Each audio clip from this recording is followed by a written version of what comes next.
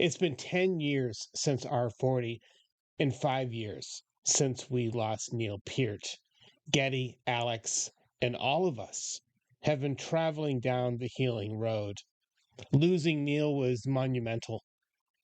It affected me deeply, as I'm sure it did you. So it was the most insane surprise. The boys said, "Hey, we're going back on tour, the 50 something tour." I've made many videos about this tour this year, ever since October 6th. This video that you're watching right now is the year in review. Everything we've talked about, from the initial announcement to the adding of cities and all those tour dates, to our reaction to the ticket prices and the overall industry and the cost of things. And the other side of the coin is those of you who are happy to pay it, and you realize that ticket prices have been going up for a long time across the board. So both sides, I've heard so many comments, and we're going to talk about that and show your comments in this video. But also, what lyrics apply to this? What would Neil say about the situation? And in addition, we're going to talk about set lists. We're going to go through all of the set lists from 1974 all the way to R40, and then speculate on what the set list might be for the 50-something tour. 2026 has the potential to be a banner year. Already, 2025 was ridiculous, off the hook, surprising, monumental. It awoken the Rush family. But in 2026, thousands upon thousands of us will go and see Geddy and Alex and Annika play as Rush across North America, down through Mexico and up through Canada. So many of you are going to see that. And I've been hearing from you daily that you're waiting for the videos, you're waiting for the experiences, you're waiting for the shares and social media. So the conversation is going to be immense. We're going to have a lot of fun in 2026. But before we get there, let's look back on 2025. This is everything we've done at the Loudboy Experience. You are part of the story. Man, and I thank you for being here, guys. Welcome to the Year in Review 2025 for Rush, the 50-something tour. I have to announce that we've made a decision to go back on tour. Hi, we're going back on tour. For 10 years, 1 decade, we have been talking about this. What if Rush would tour again? And of course, it felt like it would never happen. And what's crazy is, not too long ago, right here on this very channel, I said to you guys, a big what if. I asked a question. I was dreaming. And I said, hey guys, what if Rush went out again? They found a young, great drummer to drum with them. We could give a great tribute to Neil Peart, relive the songs. So many of you jumped down my chili for that. And we had great backs and forth, and it was kind of humorous at the time, but I was serious, I was hopeful, and I just put that out there. That wasn't that long ago, and here we are today. They did find a drummer. Her name is Annika Niles. Geddy has a bass tech he calls Scully, and Scully had been working with this young lady. I say young, she's in her 40s, she's like 42 years old. She's from Germany. She is a music teacher and instructor. She's a musician. She's obviously a drummer. She composes her own music as well. And in 2022, she actually went out on tour with Jeff Beck. She's heavily influenced by Toto, but also Carter Buford from Dave Matthews Band. It is undeniable, and I've thought this ever since, 93 or whatever, when Under the Table and Dreaming came out, that Carter from Dave Matthews Band is an insanely amazing drummer. He is tight, he is quick, and he's just an amazing drummer. So to think that he's an influence on her is pretty spectacular. And because he is like probably underrated, right? A lot of us don't name check him very often, but Dave Matthews Band drummer is amazing. I've always loved the guy. Also, Joe Satriani, Prince. So a wide kind of diverse array of influences for Annika Niles, and which is great. All right, harken back to the 80s, where the boys actively talked about their wide field of influences. They're not just, they might play one particular type of music, but Rush loved, back then, reggae and pop and different styles, and they brought all that to the table. And as Geddy put, nothing was off the table. Nothing was against the rules. All things were acceptable as long as it remained Rush. So I'm excited. She sounds very promising. And here's the thing. Whatever we say before, we trust in Ged. All right, if Geddy likes this girl and Alex likes this girl and they mesh and gel together and she can play the Rush music, then Annika Niles should be great. Kind of crazy though, right? I shouldn't say that. Not very politically correct to me, but that it's a woman. Okay? Which, you know what this does is that Annika Niles is a woman kind of takes away the fact like we're going to be going A-B comparisons to other male drummers, right? And we should only compare them as drummers. The feedback has been amazing. For you guys who are on TikTok, thank you. Your comments are great. And I didn't expect that. I went into TikTok as, a TikTok virgin. I knew nothing. And then all of a sudden, these people are writing me and loving the videos that I put up, especially the Rush stuff. They're like, and one of them's like, dude, I always stop for Rush. And then another one commented on my Tom Sawyer in the River lyric deep dive, and he just thanked me. He said, thank you very much for sharing this. And I don't say that to praise myself. I say that to say the interaction, okay, with the viewers, with you guys on TikTok rivals that of YouTube. So again, guys, the Loudboy Experience TikTok. You can also find me on Instagram. You can find me on Rumble. I'm on Loudboy7K. I'm over at Twitter, of course. And I'm right here on YouTube. Geddy, Alex, Annika Niles, and finally, I didn't mention it earlier, a keyboard player. Yes, Geddy says that he'd like to have a keyboard player, which would round out the band of, let's see, 1, 2, 3, 4, 4 people, okay? So that's a first ever. This is historic. Rush with a different drummer. May Neil rest in peace, love you, brother. But also with a keyboard player, 4 people. So the boys are changing the rules, and that's good. This, of course, is not the OG Rush, okay? This is not the Rush that we love and we've grown up with. After 2015, there was a very quiet and a sad period for us. We went out on stage and played our songs, first time in a long time. There was a special feeling attached to that. Bittersweet. Because of obvious reasons. When we started jamming again down here, it was like a continuation of that moment. The more we played our old songs for fun, the more fun it became. Yes, exactly.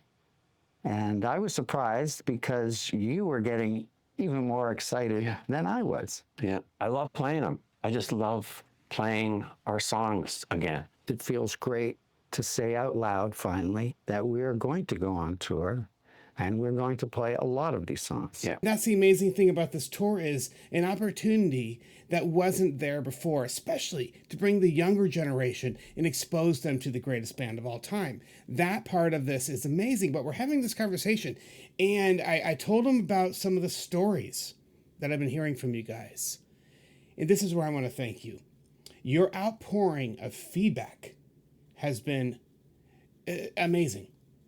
On Facebook, on Twitter, on TikTok, on YouTube, you responded to my call when I said, guys, please share your stories with me. Please tell me about your experiences, because last week I heard a whisper in the darkness, a whisper of expensive tickets, and people actually talking about the cost of seeing Rush this time. And that was news to me. Again, the Citibank pre-sale, which we're going to talk about, hadn't even occurred yet. So these are really early days, and there were whispers. And then it grew and grew. And then I put a call out on these social media platforms. And I said, guys, tell me what's up. Tell me what you paid. Share your experience. What did you find? Do you want to go and maybe you can't?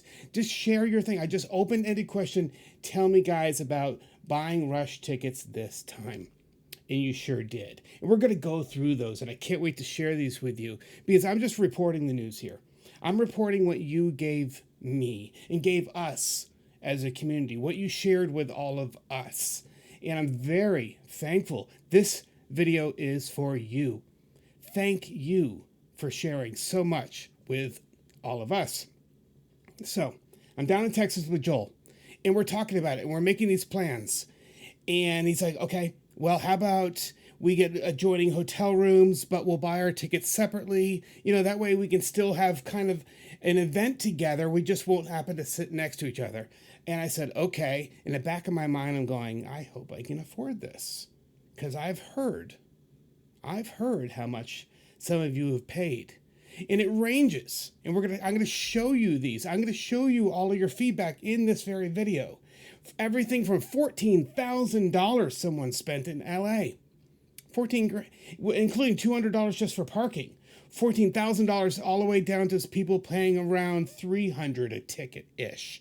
So I've heard this wide span of prices, but still, I'm going to share all these with you, and we are going to talk about that. But then we found out that maybe we can't afford this time. And I told Joel, I said, should we be having this conversation? Should this conversation exist? Should you and I actually have to say out loud to each other, I'm not sure I can afford to see Rush. I've been seeing these guys since 1991, since Roll the Bones. My YouTube channel alone has 60 Rush videos on it. You guys know how much I love Rush and how many decades I have loved Rush. And to have a conversation with my best friend saying, I'm not sure I can see them because I'm not sure I can afford it. Because the tickets are step one. There's also travel there and hotel. There's all these. So meanwhile, it turns into a massive expense. And those of us who live on a budget, who are not millionaires, I'm sorry. And as one guy put it, I have to eat. Or I have to pay my mortgage. And now we're making this choice between seeing. So what did I do? I looked up something. I keep my concert tickets in my CD cases. This is Roll the Bones, $19.50 in 1991 in Worcester, Mass. That's right, $19.50. A couple years later, Counterparts tour. I saw them down in Texas. This one was $25. Okay, that was also in Dallas, just like Steven Wilson. A couple years later, Test for Echo tour. What did I pay? I paid another, here we go, another $25. You can see it right up here, right there, $25. So 19, 25, 25. Now, fast forward to 2008. I just pulled some examples for you guys of the times I've seen Rush. Fast forward to 2008, Snakes and Arrows. What did I pay? What did we pay to see Snakes and Arrows down in, it looks like, where were we? Well, we're somewhere in Texas. Yeah, we paid $42. And that seems going to be a $9 fee on there as well. And my goodness, the fees, taxes, expenses, everyone wanting their cut of things, that can't help the situation much either. Just observation, just evidence. And that's what this video is about. This video is about the evidence that I brought in that you have shared with all of us. I'm going to share this with you, the stories, how much people have paid, and we're going to talk about this. And honestly, I don't like that I have to make this video, but I feel that I do. And I feel this is a conversation we must have, that all of a sudden I can't see Rush because I can't afford it. And as one guy said this very evening on Facebook, he said, do Geddy and Alex, he asked, do Geddy and Alex even care about the working man? The song that started, yeah, do they care about, meaning all of us who don't have substantial means. And I don't like that that question even has to be asked. As Joel put it this way. He said, that's not like a couple of really nice Canadian boys, is it? And our music is special. It really is special. When being away from it for a while and revisiting it, I realized how difficult it is to play, but how rich it is in its music and lyrics and everything that it represented. 10 years ago, I had a feeling that it would be my last time to see Rush. Because of that, I brought my wife, and a very new fan of Rush, someone who's extremely passionate about Rush. I brought my dad. So my wife, my dad, and I went to see Rush in Boston, our 40 tour in 2015. I had a feeling it would be the last time, and it was the last time that I got to see Neil play with Rush, and Neil play his drum solo. My wife just mentioned that to me today. She said she knew how special it was that she saw Neil play his drum solo for the last time, for that venue, for us, and on that year. And you guys know we lost Neil. And that struck so many of us to our core. And Neil has been so important to us and remains so until this day. One of the cool things about how this is progressing, all the songs we're putting together, and I know 35 songs or so far, for a set that's going to be, I don't know, around a couple of hours, is the fact that we're going to cover a lot of things and change it up night to night, but we'll always have a part of the show that's a tribute to Neil and his memory of him and everything that he was to us. And it's going to be beautiful to be able to celebrate him every single night. Yeah. Such a great loss. And after his death, it became even more evident, meaning given the evidence that we had at hand, that was it. That Geddy and Alex would, rightfully so, sail off into the sunset and enjoy their retirement. And we'd hear some occasional stories about them, on social media. We get some updates about what they're doing and different little projects they're working on. And that seemed like enough, right? And it was just great that, that we know they're there. We know that they're deserving their well-deserved break. Especially, I cannot fathom, first of all, what Carrie and Olivia have dealt with since Neil's passing, but his brothers as well, Geddy and Alex. That loss, okay? It weighs heavy on their hearts. And this phenomenon of whether they should tour and should there be a new drummer and is it Rush without Neil? Please stay tuned. We're going to discuss this specific subject matter in my next video, where I have chosen, handpicked, a bunch of Neil Peart lyrics to support whatever I'm going to talk about in that video, and I hope you stay tuned for that.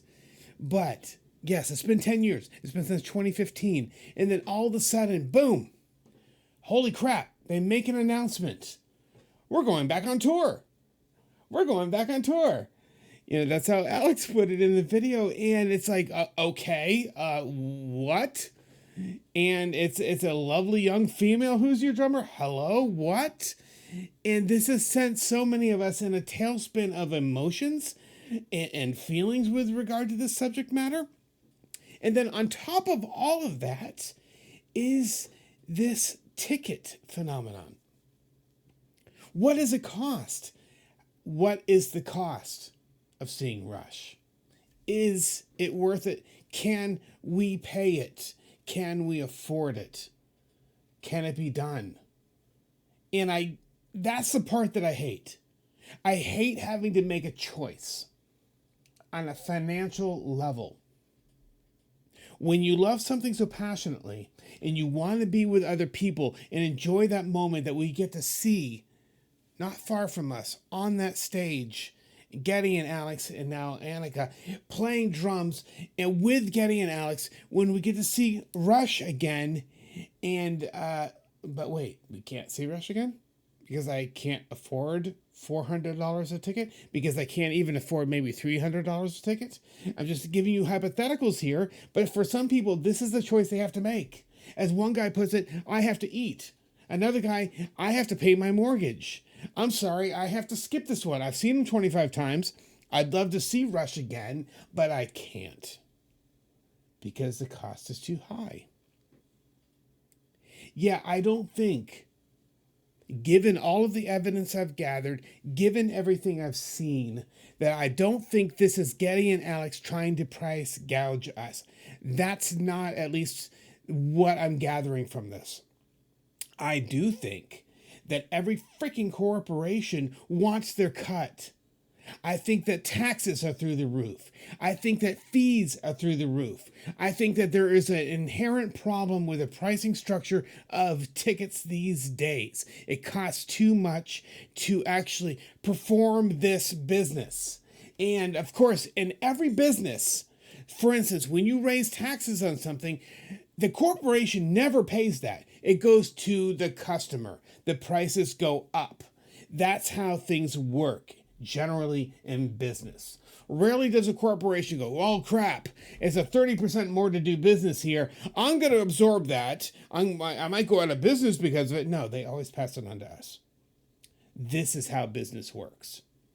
And in this case, yeah, there seems to be a problem. There seems to be an inherent, very real problem with the pricing structure of tickets in this world today. And it's not just America. There seems to be a problem. You might remember that on the Rush tours, in the latter tours, the last two or three, Neil Peart, of course, rode his motorcycle everywhere between tour dates. His bodyguard and riding partner, the guy who helped do security for Rush at the actual concert venues, is a guy named Michael. Michael he's on, what do you call it? Mike, you can tell how much I use social media. He's on Instagram. And because Michael's on it, he wrote me a while back, wrote me directly. And I immediately knew who he was because that's why I follow him. And by the way, Michael, you may recall if you ever read Neil Peart's blog, he used to write a blog. He'd write about Michael quite a bit. And of course, in the Far and Away books, which are a mirror of those blogs. But so the point is, this is Michael, his writing partner. You guys have probably seen the photos. You've probably, read the stories. Okay. So Michael writes me and he kind of criticized me for posting an image on Instagram. And he's like, why would you upload something that 100 people have already uploaded? And I chuckled and I smiled and I wrote him back. I said, Michael, I do not scan social media, any social media. I'm not a big reader. When I am feeling good enough, I make videos. I spend my time making these videos that I hope you will watch and enjoy. That's just how I spend my time. I honestly don't have time to watch a bunch of videos. I just don't. And therefore, some of you have asked me, hey, have you seen this channel? Have you seen this guy or these videos? And I have to say, no, I don't have time and really don't care to because, if you were to call it competition, I don't. I don't consider myself to be competing with anyone. Do I want you to watch my videos? Yes. Am I thankful that you do? Of course I am. However, whether someone is making a video about the 50 something tour, whether someone is talking about this subject matter or something similar to what I do, I don't even know about it and nor do I care because my thought process and when I come up with ideas and whatever my heart wants to talk about in any given moment and video ideas such as the baking, okay, I was about to, such as baking, that's what I do. It is never influenced by someone else. And guys, this is one big grand experiment. I think of stuff, I'm inspired to make a certain video. I'm inspired to talk about a certain thing, such as a fear video or this Christmas list, or me doing these baking videos, and a lot of the Rush stuff that you've watched, the Batman series that I did, the Doctor Who series that I did. And when I talk about movies and TV, and all of that's on my channel. All of those things are just inspirations and things that I want to do in the moment. They're not influenced by and at all by anyone else or even the going trends. That's probably to my detriment. I do realize that because I live in my own bubble of creativity, I'm not influenced by, and therefore, it probably would help me. I probably would be, quote, more successful if I did follow whatever the latest craze or trend was. You might be thinking right away, hey, you know what? He talks about the 50 something tour quite a bit. Yes, I have. However, it's because I want to talk about it. I'm sharing this with you because it's out there. Not because I endorse it, and not because I'm personally thought it's like it says what it needs to say, but I want to share with you what's out there. And the following images that I'm about to show you is share all these comments with you. That's what these are. I'm simply reporting to you what I have gotten back from you when I asked the question, tell me about your Rush ticket buying experience for the 50-something tour. So the first one is, here's the meme. That's right, Geddy and Alex dancing joyously on a pile of cash. Alex with bottle in hand, there you go. So that's the meme. I wanted to share that with you because I just happened to find it. I'm not saying I find it funny. Okay, I won't make any more excuses, but I wanted to show it to you because it is out there. So next up, here's one that I got back. Just got tickets from Madison Garden tonight. So stoked. 4 tickets. Row C were $836 plus the fees. So I guess this doesn't even include the fees. So it could be closer to $1,000. This whole Citibank thing is something that we need to discuss. I understand making deals with corporations, and yes, I guess you can make back end money from that. I'm guessing so. And really, when Joel said to me, this isn't like a couple of nice Canadian boys, maybe he was onto something. It's very likely, and if Ray is still their manager, Ray is the one making these deals. Ray is the one setting up the infrastructure and the ground plan for how this tour will be launched and through what means and with what partners. So that, it may have nothing to do with Geddy and Alex. I don't know. I'm simply reporting to you what I'm finding, that people ran into a wall. Many people are getting tickets, right? People who have Citibank credit cards are simply, racking up dollars on their credit cards because they have Citibank and they can buy them earlier than us. And then we started to ask, Joel and I were asking this question, like, okay, does that mean, do they set aside certain seats for Citibank people, or do they get to choose from everything? Do they get in just the front of the line because they happen to be with Citibank and there's a partnership with Rush? Question mark, question mark. I don't know. I'm reporting to you what I've found because of this. So these people are saying, because I'm not a Citibank member, I don't get tickets right now. Resale via Vivid. Someone got it for £420 at a Madison Square Garden, and then another person had to wait till Monday for the pre-sale. Here we go. This is a little bit more reasonable, even with inflation. $234 at Madison Square Garden. Upper bowl, so they're like pretty much nosebleed on Geddy's side. And this guy's fanatic is very excited. Next up after that, it sure be nice if they offer live stream. I know, really, right? In today's day and age, why not offer a live stream? And even at, I don't know, $50 a pop to do a pay-per-view, to watch a live stream of a show. What a great thing, right? You could stream that out to potential thousands upon thousands of people and make that much money in, times whatever amount you charge. Seems like a really cool idea. I know seeing them live is different. Of course it is. My family, 4 total, had $500 budget. All right, so they had $500 to spend. That's how much, and that's another question I asked you guys. I asked you guys, what is the most you could spend? What do you feel comfortable? What can you, within the confines of your budget and how much money you make, how much can you spend on this tour? This person let us know, $500. Guess what? They ended up spending $730 a ticket because I love this so much. The mom accidentally bought the superconductor package for the Saturday show in New York. Oh my goodness. So 4 total times $730. I'll let you do the math. That's over $3,000 if my math is correct. Ouch. $223 for 2 in Cleveland. It's the cheapest they had, so I assume that's per ticket. We got 3 in Dallas at $400 a pop. So remember, I paid $154 on the floor in Boston to see them in 2015, and now in Dallas. They say pretty decent seats. You know it's not the floor.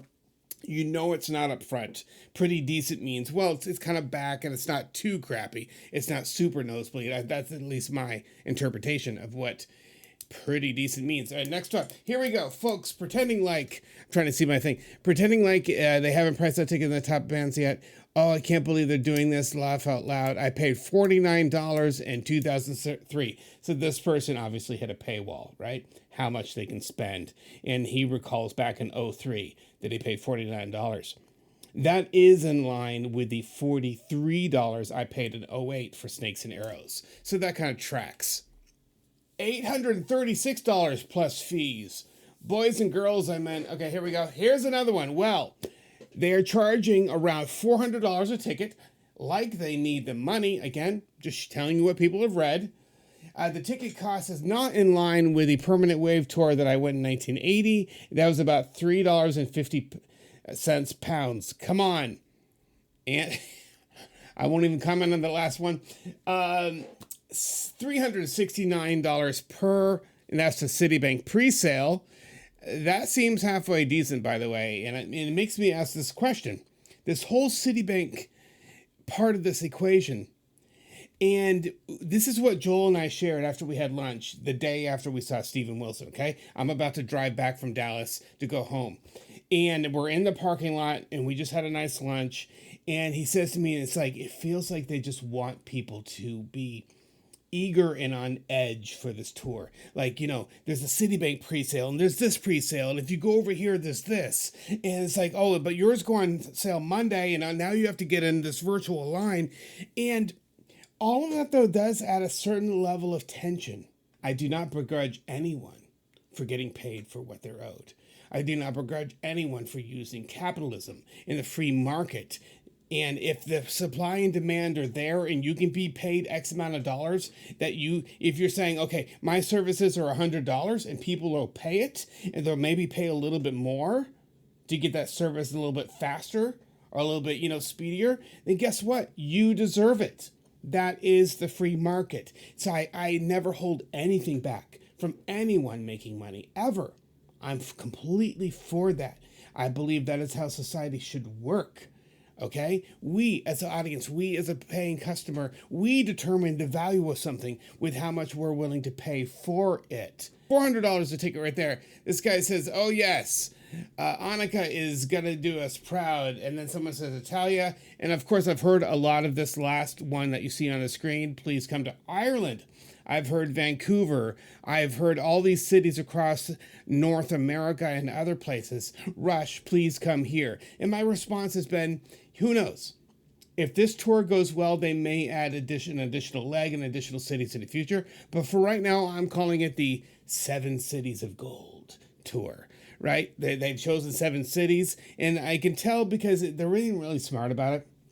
From just a physical standpoint and what they're able to do. There's a date, there's a day in between, another date, and they've spaced out the 4 days in each city. That way, because again, these guys are not getting any younger, and it can't be getting any easier to do such a grueling task as putting on a tour.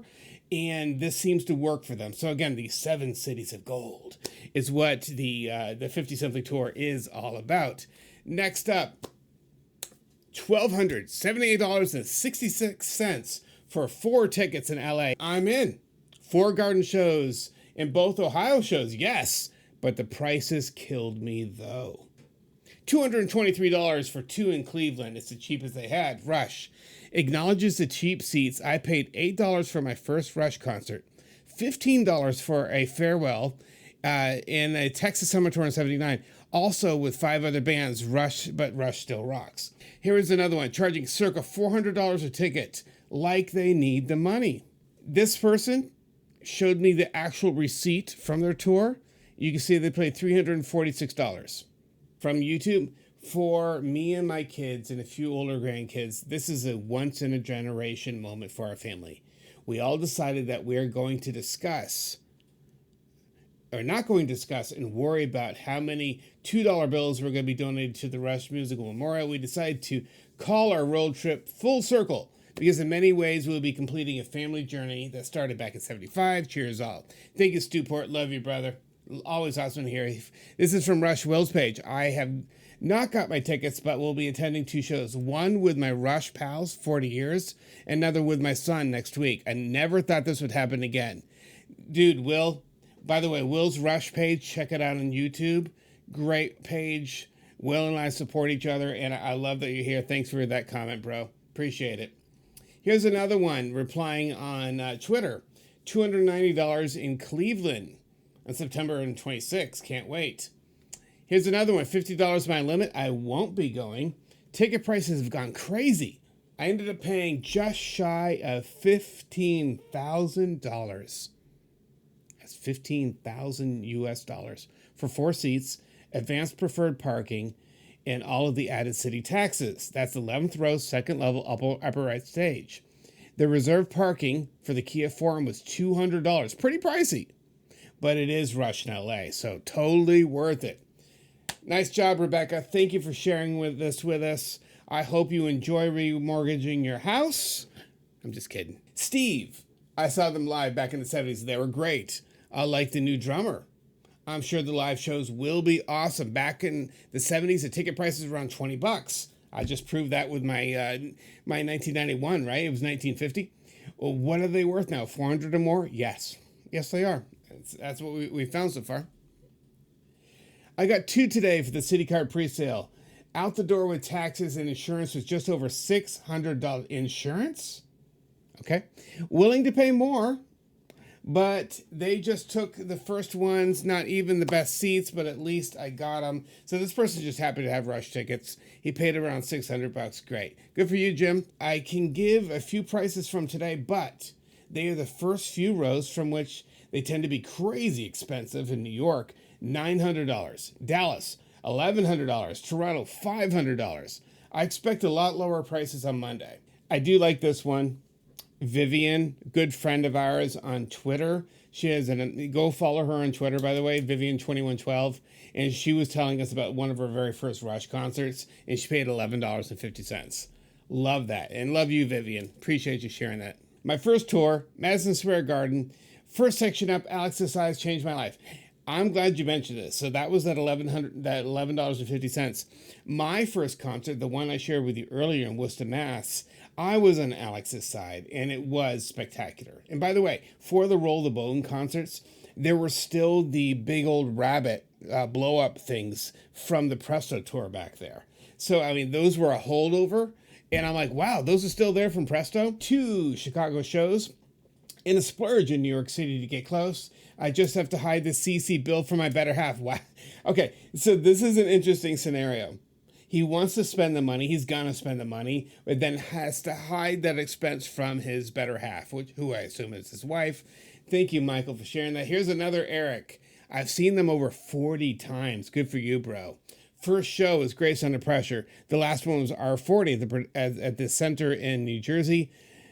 I'm sorry, it still kills me right now, but I can't spend $500 for upper tier tickets. Hopefully that may change. 40 times he's seen these guys, all the way since Grace Under Pressure, and now he can't afford it. After pricing tickets, it looks like they don't have love for their fans as I thought, but I'm going to buy one. I mean, I'm not crazy. So, and you can read it right there. The expense is going to be, it's going to be great for this person, but he's still going to do it. And I think that may apply to a lot of people. And this guy, Damon, says, I'll wait for the movie. Cute. To which I replied, as you can see right there, yes, Rush, please make a 4K Blu-ray of this tour. 4K, okay? HDR, 4K. HD is a past. 4K. Shoot it in 4K, edit it in 4K, and then finish in 4K onto disc, okay? Please. If you need help with it, I'm available. My video production services are available. Please. 4K Blu-ray, you know when to call me. All right, this is from Twitter. Saw Rush for $8 a tickets in 1980. Tickets now upwards to $4,000 each. Another one, Sith Lord writes, glad to see these guys get back on stage, but a longtime Rush fan, be happy that it was Rush without Neil. I wish them success on their tour. That's really nice of you to write. Glad they're going to enjoy playing again. Cannot afford the tickets, but I've seen them since '77. We've heard that several times now. I've seen them since long ago. I've seen them many times, but now I can't afford it. We'll be getting a hotel package when they open up on Monday. Chicago is about $1,900 for 2 people. Another guy, I just spent $4,400 on a 2112 platform VIP thing, It only included 2 tickets. I paid around $700 for 2 seats for the floor in LA. I haven't looked. I saw Rush the 27th time in Phoenix in the third to last show ever. Seeing what people are saying that they paid for tickets, I'm relieved that I will not be going. I've had a hard time paying for these prices even when Neil was alive. Toronto, night 3, second row center stage, exact center, with 2 hotel nights, $4,000 in all. Closer to the heart package. Thank you, David. Justin, I'd love to see them in Chicago, but after what it's going to cost me per ticket plus an overnight trip, it's going to be well outside my budget. The last time I saw them was at the Forum, their very last show in LA. I'm really sorry, Justin, man. Yeah, I'm sorry that the price is taking you out of the loop on this one. Lori, dynamic pricing doesn't help either. You guys hear that? Dynamic pricing. You know, in this age of AI, I think airlines have been doing this for a while. For instance, using cookies in your browser, and they know how many times you've visited different websites. They know which websites, how many times at their website, what tickets you've checked, and how many times you've done it, and where you live, and possibly how much money you make. That's only going to become more prevalent in today's shopping experience for almost everything we buy. This dynamic pricing, okay? No longer will this pen, okay? This pen will no longer cost $1. To maybe John in Sheboygan, okay, who actually makes 10 times more money than me, they're going to charge him $5 for this pen. But they might charge me 75 cents. Dynamic pricing, okay? Depending on who you are, what you're doing, your interest level, how often you've checked, your social media habits. This is a reality coming to all of us for our shopping experience. And this is interesting that Lori mentioned this with regard to tickets. This is the first I've heard of it. And that is concerning. Cleveland show had the lower bowl tickets for $967, and they were listed as prime, not VIP. Just crazy. Thank you, Lori, for sharing that. Mo, Facebook. I'm a Rush fanatic, but I cannot justify paying that much for tickets, although I'm sure it will be a great show. Thank you, Mo. Matt, it sure would be nice if they offer a live stream of the show. Yeah, we got you, bro. I hear you. Here's another one. Tom, less than $200 each for Saturday night in Chicago. That's better. With inflation, yeah, that's not bad. Tom, I'm really happy for you, bro. That's good stuff. Here's another one from Al. Man, I miss the days where you had to stand in line with everyone else to get tickets. Yeah, no kidding. And then I recalled in the same conversation the fact that I remember early one Saturday morning getting on the phone to Ticketmaster or Ticketron or whatever it was back then on my old receiver phone, right? The old school kind. That's why I'm doing my hand like this and not like this. And it just, you're kind of waiting in line virtually back then through a phone system. So you could buy the best tickets available, right? That was the line. But even before that, yes, you went to an actual physical box office and you physically stood in line for tickets. You guys remember those days? And I kind of miss that nostalgia as well, right? Being in that moment, being with other fans, sharing your enthusiasm and excitement, and you finally get up there and you grab those tickets and you're going. You've got those tickets in hand. Physical tickets. All right? Not this printed out crap with QR codes. I hate that crap. No, but physical printed tickets, right? Those days. Dude, I appreciate you sharing that. Here's one from Mike. I paid $800 for a good seat in Madison Square Garden, $400 for a bad one. Interesting. I was not in any situation, but I was spending the money all at once in a lifetime. I thought I bought a ticket for someone, but I can't afford to go and have never seen Rush in their life. So he's trying to buy it for someone new. I had a wonderful friend growing up, Patrick, who took me to concerts and introduced me to Rush, and I'm forever grateful. Thank you so much for sharing that, Mike. I appreciate it. Yes, got 2 for Fort Worth, slightly better than average, and they were a crap load of cash, so someone just paid a lot of money. But hey, we're talking about 2 of my 3 favorite Canadians. Nice. I appreciate that, Rance. Appreciate that. Keith, Got 3 different nights in Toronto, paid around 450 to 650 Canadian dollars for different seats. Again, guys, multiple seats at that cost. We're talking well over $1,000, okay? Just do the quick math. You got it.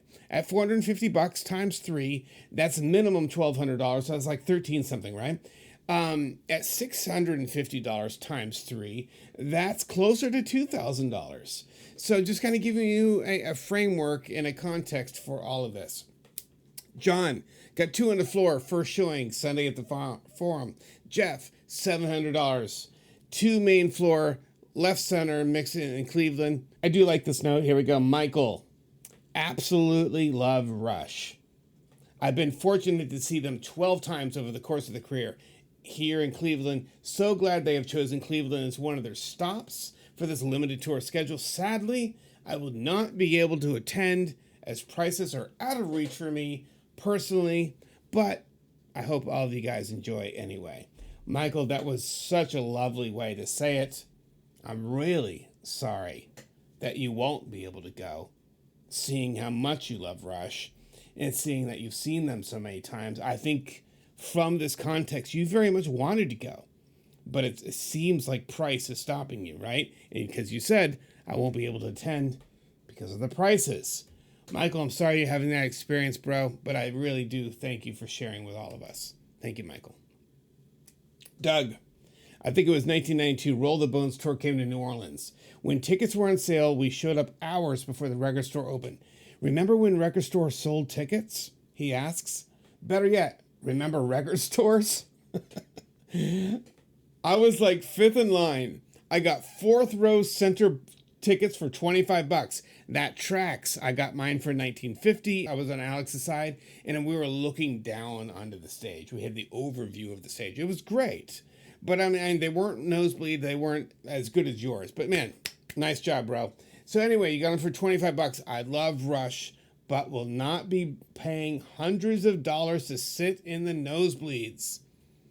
Doug, I feel you. I've been going as far back as you since Roll the Bones. I want to go this time, but I have a feeling I am in your shoes as well. We share this experience that we just can't afford this tour. Thomas writes, got tickets for Cleveland, 249 bucks and fees. I was happy with that. I expected Taylor prices. I assume he means Taylor Swift level prices. Does she price gouge? She probably does. Rush has integrity and didn't gouge fans. I expected Rush has integrity and didn't gouge fans. Okay. In 1981, I paid $9.50. Nice. In 2015, I paid $100. Yeah, I paid $154 in 2015. So thank you, Philip, for sharing that. Appreciate it, bro. Here's one from Troy. I got my VIP tickets for the first Cleveland show, the most I've ever paid for tickets, but a price I was comfortable paying. What surprises me is the commentary I'm seeing on various sites about fans thinking this is about greed on behalf of Geddy and Alex. The costs and expenses of these tours has risen exponentially over the past 20 and 30 years. I'm familiar with band travel as I work in the charter industry. Thank you. In Troy, I knew that was part of this equation. In fact, I mentioned that earlier in this video, that everyone wants a piece of the action, whether it's local, venue, state, federal taxes, to everyone associated with tour in the smallest means wants their little cut of the pie, right? And those pieces of pie add up. And all of a sudden, it's not a zero-sum game. As they want more, we're going to pay it. Okay? It's not like they get more money and we pay the same amount. These things fluctuate, right? With the demand on whatever venue, place, or whatever. So yeah, I'm not surprised. Troy, I think you're onto something. I have not once thought of or vocally expressed that I think Alex and Geddy are completely behind this. It's always been the furthest thing from my mind. My goal here has been to simply share our experience with what the heck's going on now. That's what I want to share with you. This isn't about blaming Alex and Geddy. All right, James writes, they ran $100 to $1,000 plus fees. So I got 2 shows booked. All right, bro. Nice. Debbie writes, yes, I'm going. $365. Inflation has hit everything, including ticket prices. So who is surprised? Fort Worth, Texas. Awesome, Debbie. I wish I could be there. That's where I would have seen them. I'm glad you're going. I really am. All right, Jeff writes, I'm stoked that they're touring again, but these prices are just prohibitive for me. I don't blame the band, and I'm sure the tour will be a sold-out expense. I appreciate that, Jeff. Thank you, bro. Tyler writes, $50 my limit, so I will not be going. Ticket prices have gone crazy. Fred writes, $700 for 2 pre-sale. Inglewood. Back to the place I saw the last show. I'm glad you're going. Thank you, Fred. Appreciate it, bro. Bob writes, as bad as I want to go, I refuse to pay these kind of prices. After 15 times, I'm not going to make it. I'm sorry, Bob. Really am, bro. Rich, I almost pressed enter twice for a pretty nice tickets at $309 each in Cleveland, but then I started overthinking.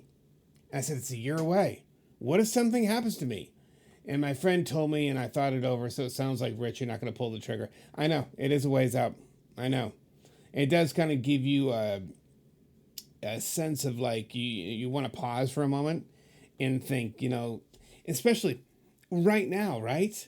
Maybe your financial situation in this very moment, this week, this month, cannot afford this, but it's hard to project out for some of us that, heck, things could change, right? For any of us, 2 months from now, I might be flush with cash and, I may have gotten some kind of bonus or birthday, who knows what, and you have the money. But a lot of times it's that snapshot in time for a lot of us.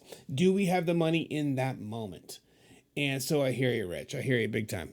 Will says, I paid $346 in all and $270 plus fees. And Vanessa writes, I paid way more than I wanted to, and I have no regrets. My brother was the biggest Rush fan, going all over the world to see them and went all over 200 shows. That's awesome. He even made custom tour jackets that he had autographed. Well, he passed away in 22. I'm sorry to hear that, Vanessa. I really am.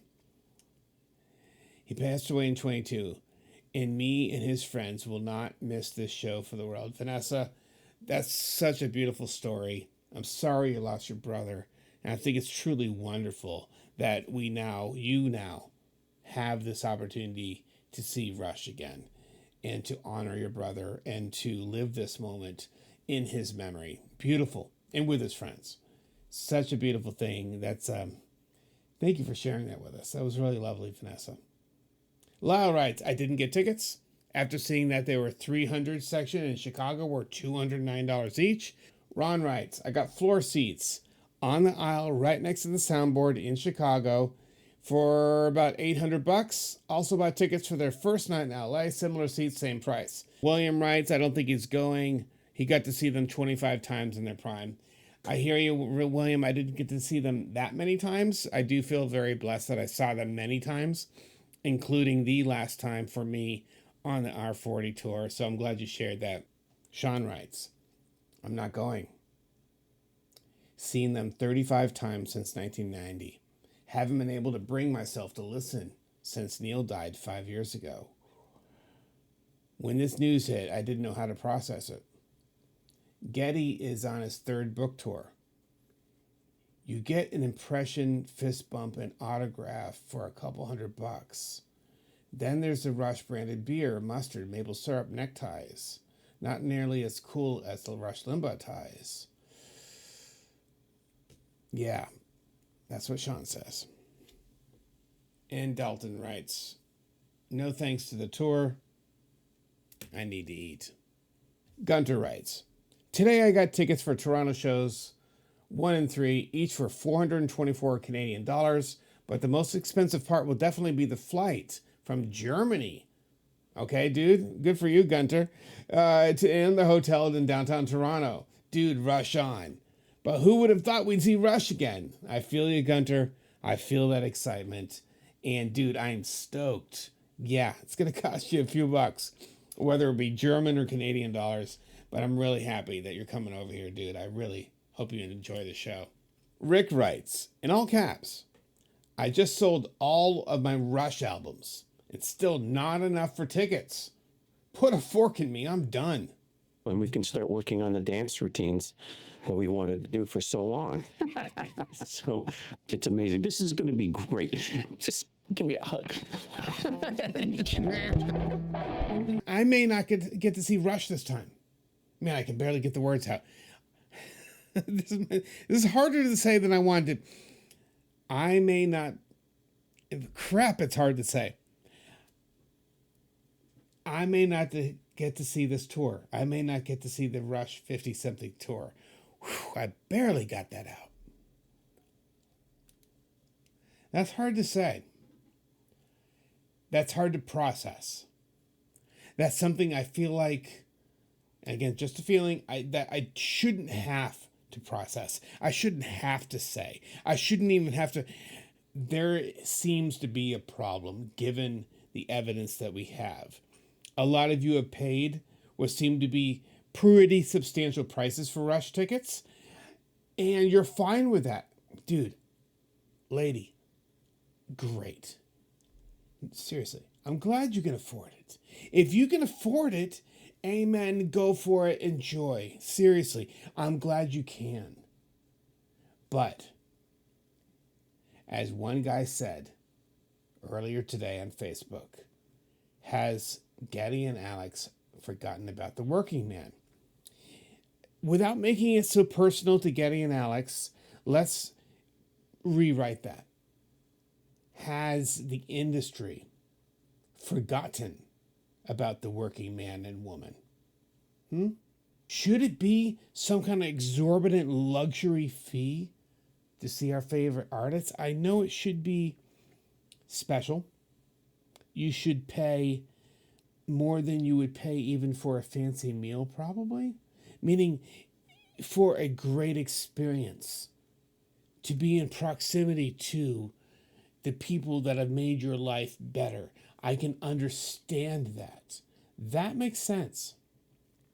But when people are choosing between paying their mortgage, between feeding their families, between, I have to go to work every day. I'm the working man or woman. I work my butt off every day. And guess what? A lot of us live by a budget month to month to month to month to month. To add another $1,200, it doesn't exist.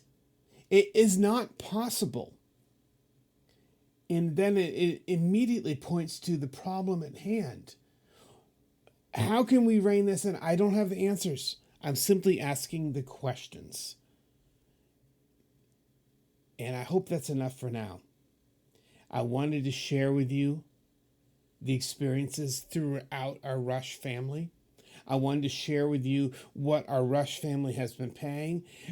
Those of us in our Rush family that haven't been able to go, that cannot go to see Rush this time, I wanted to share that with you because it is happening in real time right now. A lot of us want to buy tickets. I want to go hang out with Joel and his family next June in Dallas or in Fort Worth and have an amazing time to see Rush. That's what I want. That's my heart's desire. I was going to bring my wife with me, and we were going to have an amazing time together. Our two families melding and sharing this experience together.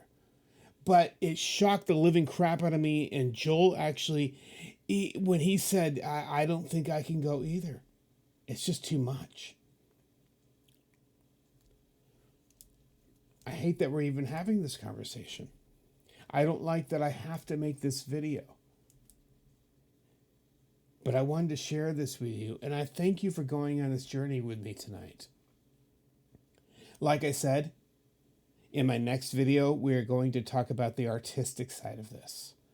Choosing Annika as a drummer, and Alex and Geddy in the tour, in the music, and the loss of Neil, and replacing him, if you will, and all of these things. That's going to be our next video, but this one is about the tickets. It is more about financial things. And dude, the last thing in the world I ever want to talk about is money.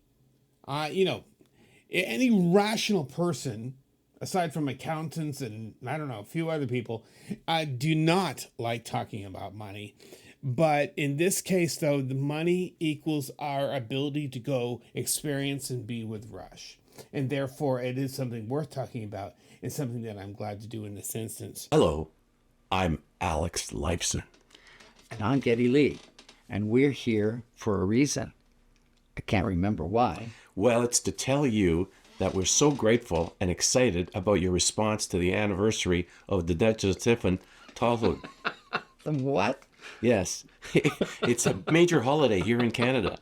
We're adding 17 more cities to our tour that will happen throughout the fall. North America, Canada, more shows. Thank you so much. We love you guys. Through the years, Rush has had many ups and downs. Every band starts off, and you struggle, and you fight, and you work really hard, and you find your fan base. But then a down happens when John Rutsey had to leave the band. And I'm really thankful to John for helping to form and be with the band in the very beginning. And then we get Neil Peart. Of course, that changed everything. The man who could both play drums and write lyrics. And then Caress of Steel, where they felt that it could be over any time. And Neil's like, I'm going to go back to the farm dealership for the parts department because it's not going very well. The Down the Tubes tour. But then with 2112, the Declaration of Independence, where they said, no, we're going to make music our way, and the fans and we loved it. And then Moving Pictures. Rush found commercial success. New fans solidified the fans that already loved them. Moving Pictures did that. And the career just took off, and that had longevity. And Rush could just do what they wanted. They could be artists and musicians and go on tour and be themselves. So crucial to the DNA of Rush. When Neil loses his family, he lost his wife and daughter, ushering in a really dark period, a very low point in Rush's career. I call them the Ghost Rider years. It was the healing road for him, which ended in California when he found Carrie, which ushered in the comeback of Rush. And during that comeback, we got Vapor Trails. Rush was back. That announcement then that Rush was back is really just as big as the announcement now that they're back. That was so huge and changed everything because the comeback of Rush after the Ghost Rider years ushered in the busy years.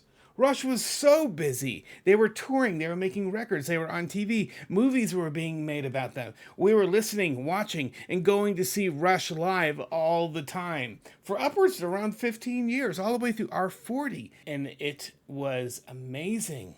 But of course, R40, I had a feeling that it was probably the end, and it was the last time that I would see Neil. And about 5 years later, we lost Neil. And another announcement that changed everything.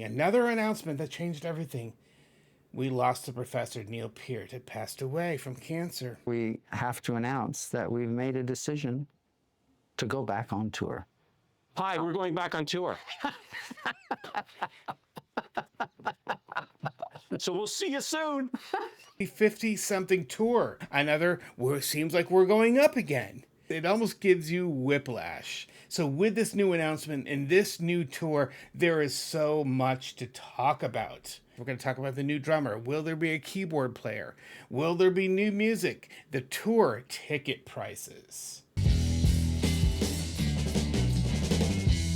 Pardon the pun, but our Rush family has been rocked.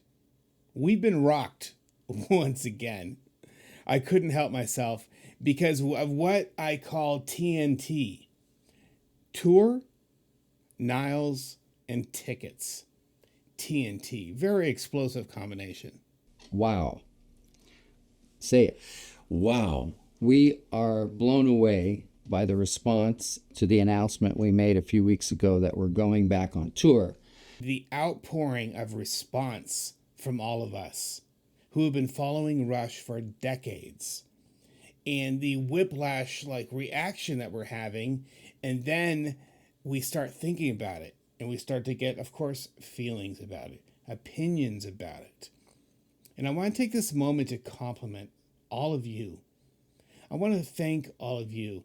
About a week or so ago, I said to my wife, I want to talk to everyone about just civil discourse. Let's be civil to each other. We may have a wide variety of opinions about the new drummer and about Neil and Rush and the tour and ticket prices and all these different variables in this story. And yet I don't have to.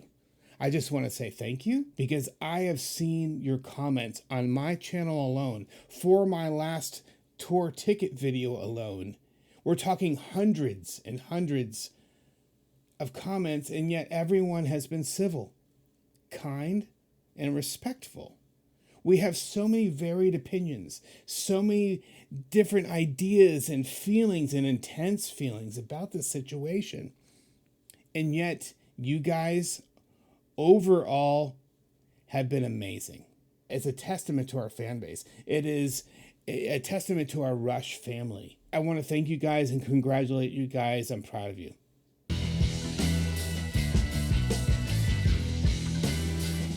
We are blown away by the response to the announcement we made a few weeks ago that we're going back on tour.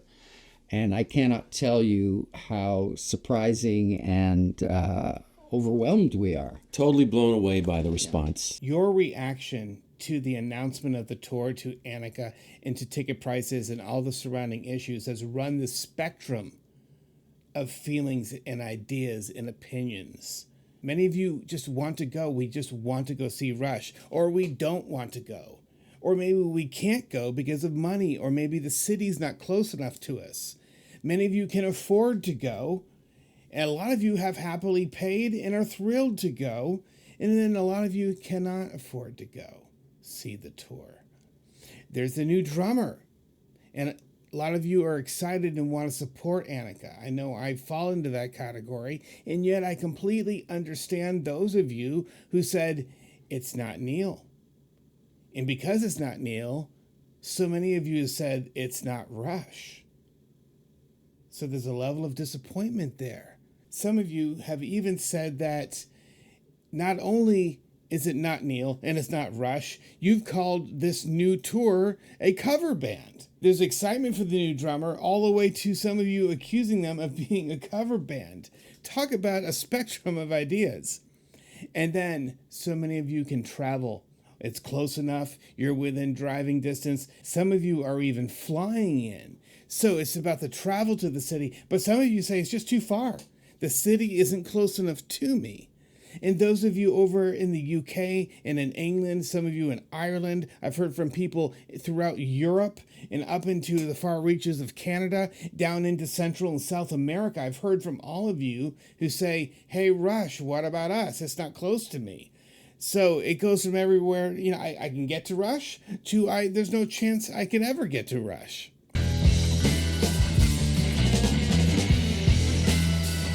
We just can't wait to get on stage and make all those mistakes that we've been practicing. Well, I have. Well, you don't have to practice those. You're excellent. They're excellent. Excellent at mistakes. For my last video alone, there are well over 500 comments. It is always my goal and hope and really duty to respond to every one of you. And over the past 3 days, I've spent 2 to 3 hours at least each day trying to respond to your comments. And I'd wake up and there's 50 more. And I go back and check later on that day and there's 50 more. There's well over 500 now. Ever since I started my channel here at the Loudboy Experience, I've wanted to reply and talk with every one of you because I want to.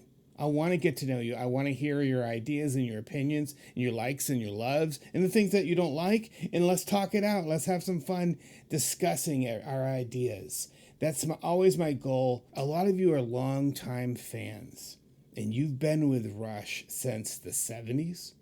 I've heard 77 a few times or even earlier. You guys have been there. You've been to Rush concerts and then a lot of you have paid like $5 to $8 to see Rush back in the 70s. And you're sharing these beautiful memories with all of us. And thank you for doing that. A lot of you have seen Rush 8 to 30 plus times. And I know there are some that are 100 plus. So amazing. So impressive. Me, I only got to see them 8 to 10 times, I believe. It's somewhere in that ballpark. And I really find it weird that I can't remember all of the specific, the count and how many times I've seen Rush. But you guys have shared that with all of us. But I think a lot of us right now are trying to do calculations in our head and to figure out on an intellectual level, why are things so bloody expensive now? Which is the topic we're going to get to. But I think it's that juxtaposition that's happening right now where we're thinking about, man, I only paid $25 back for counterparts. Or I paid $19 for Roll the Bones. And then we're thinking, okay, now minimum is $400 and that's in the nosebleeds. And we're starting to figure out, is that inflation or is there something else going on?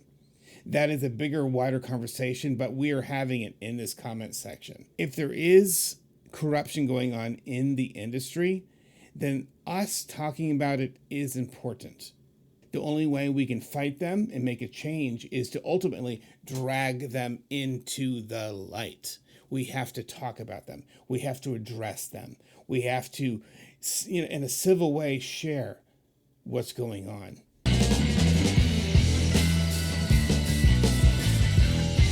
Please go to Ticketmaster or Rush.com to get your tickets.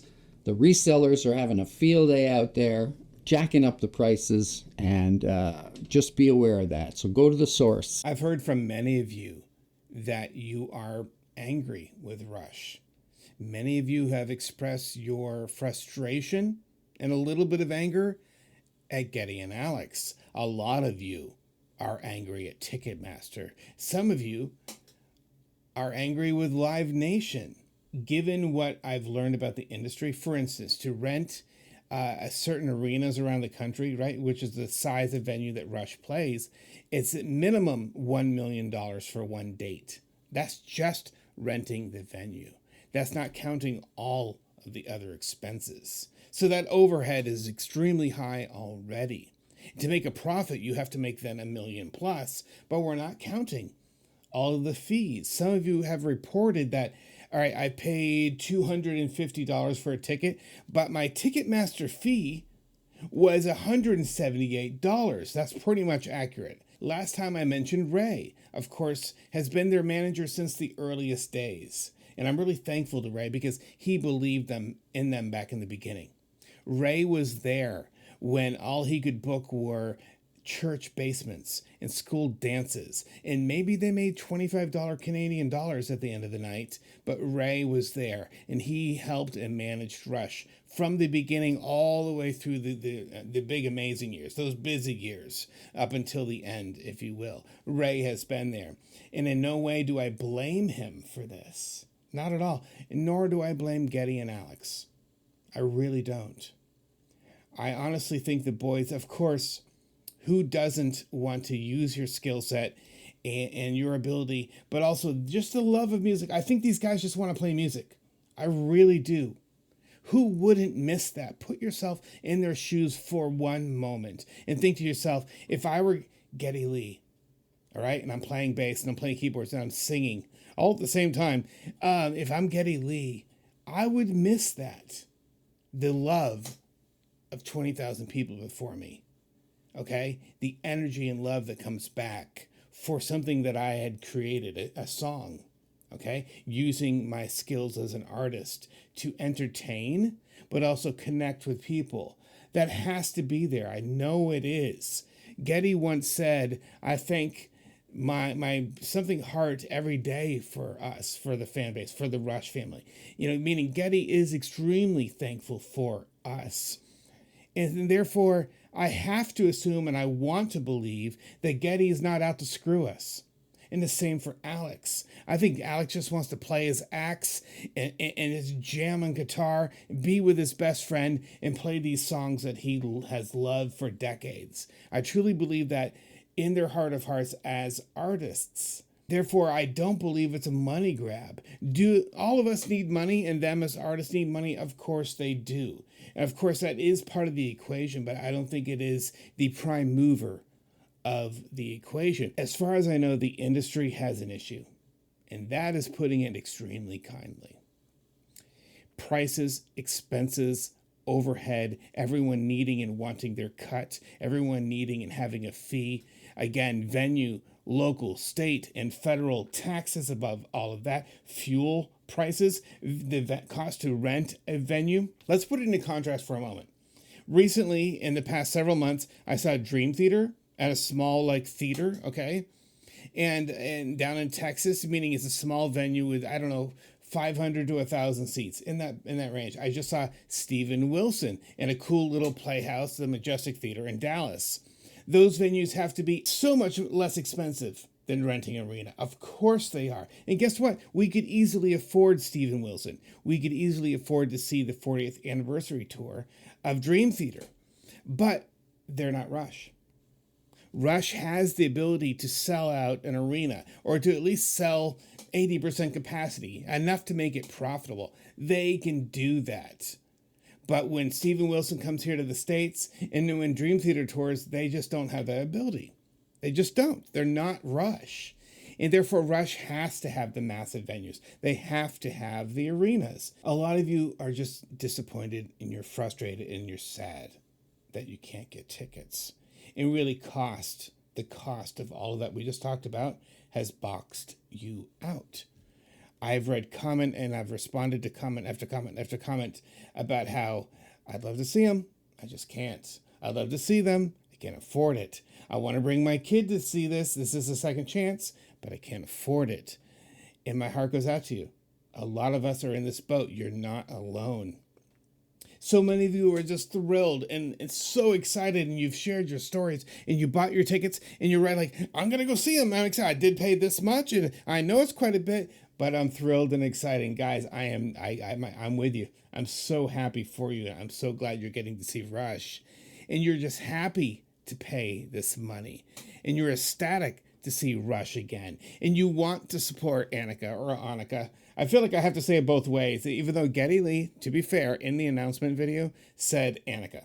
Also, the way you guys have welcomed Annika Niles into the Rush family has been very heartwarming. I know that she's very appreciative of that, and we're even more excited to get back on stage and play with her and to go through the plethora of songs that we're planning. So a lot of you want to support and go see Annika, and that's great. I want to as well. And here's why. I can't fathom the pressure she is under. Think about it. You have been chosen to replace the greatest drummer of all time, and arguably one of the best bands of all time, certainly the best prog rock band of all time, Rush. And I cannot fathom, I really can't, the pressure she feels. She's thinking about that very first concert date that they have, and when the lights go up and she starts playing drums, she's probably thinking, I really hope I don't. I know this is what I'd be thinking. I'd be thinking, I swear, if I hit that snare just wrong, or if I speed up the tempo too much and I screw up the song, the pressure. Can you fathom the pressure? So my heart goes out to you, Annika. I imagine that you are practicing 24/7 right now. You are memorizing Rush songs, and even when you're not sitting at your set practicing, I'm sure you've got earbuds in and you're listening to Rush. This is what I would do. I would eat, sleep, and breathe Rush 24/7 to just try to prepare for the daunting, huge task set before you. You guys have said, what about a different name? A, they need it for marketing. B, there's all this 50 years of longevity. It just makes sense to call yourselves Rush. But I always thought Lee and Lifeson would be a cool name, right? Lee and Lifeson. Just sounds good. A lot of you said I would not miss Rush for anything in the world or any price. And a lot of you just simply said, in all caps, I love Rush. I have a ticket. I am going. And to that I say, let's go. I'm thrilled for you. Enjoy the show. A lot of you have expressed to me and mirrored back what I said in the last video, which is a second chance. A gentleman said, my 8-year-old just got into Rush just a few months ago. And at the time I told him that it's over. There's no more tour, there won't be any new Rush. And then he said, and then this happens. And then he did a little tear kind of face, and it made me think, well, crap. His kid's in the Rush. This is his second chance to bring his kid. And I have a feeling the tear meant that maybe he can't afford it. I had to assume something there, but this is a second chance. I told you about my friend Joel. His kids want to go. Imagine all the young ladies who will see Annika play with Rush and be inspired to play drums. It shouldn't matter. It doesn't matter. Let's not talk about her being a woman or a girl anymore. Let's not, okay? If you can play and you can keep up and you can master these parts, that's all that matters. It doesn't matter if you have an X or Y chromosome. It doesn't matter if you're a man or a woman.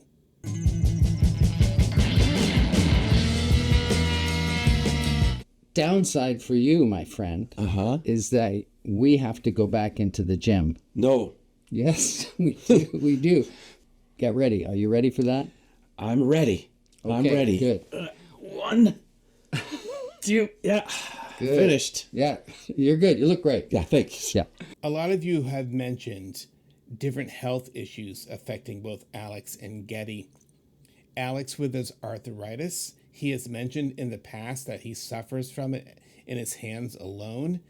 And a lot of you have mentioned Geddy's voice. With regard to the arthritis, Neil suffered from it. He spoke about it before the end, and Alex has spoken about it through the years. I know how crippling it can be. Because of MRIs and doctors, I have been diagnosed with arthritis in my own neck because of my past neck surgeries. I suffer from arthritis. I can tell you when a storm is coming. I can tell you when there's barometric pressure changes outside because of the arthritis. And it cripples me because it shoots up into my head, and that is a chronic, debilitating sometimes condition that I deal with. So it must be very difficult for Alex to have this. A lot of you have brought up Geddy's voice, and you have said that even in R40, he could not quite keep up with the older songs. He did his very best, and when I saw R40, he didn't sound too bad, but 10 years has gone by. How is Geddy's voice doing now? It is a big question mark. We don't know. What you're doing, though, is you're holding Rush to a very high standard of excellence. There's nothing wrong with that.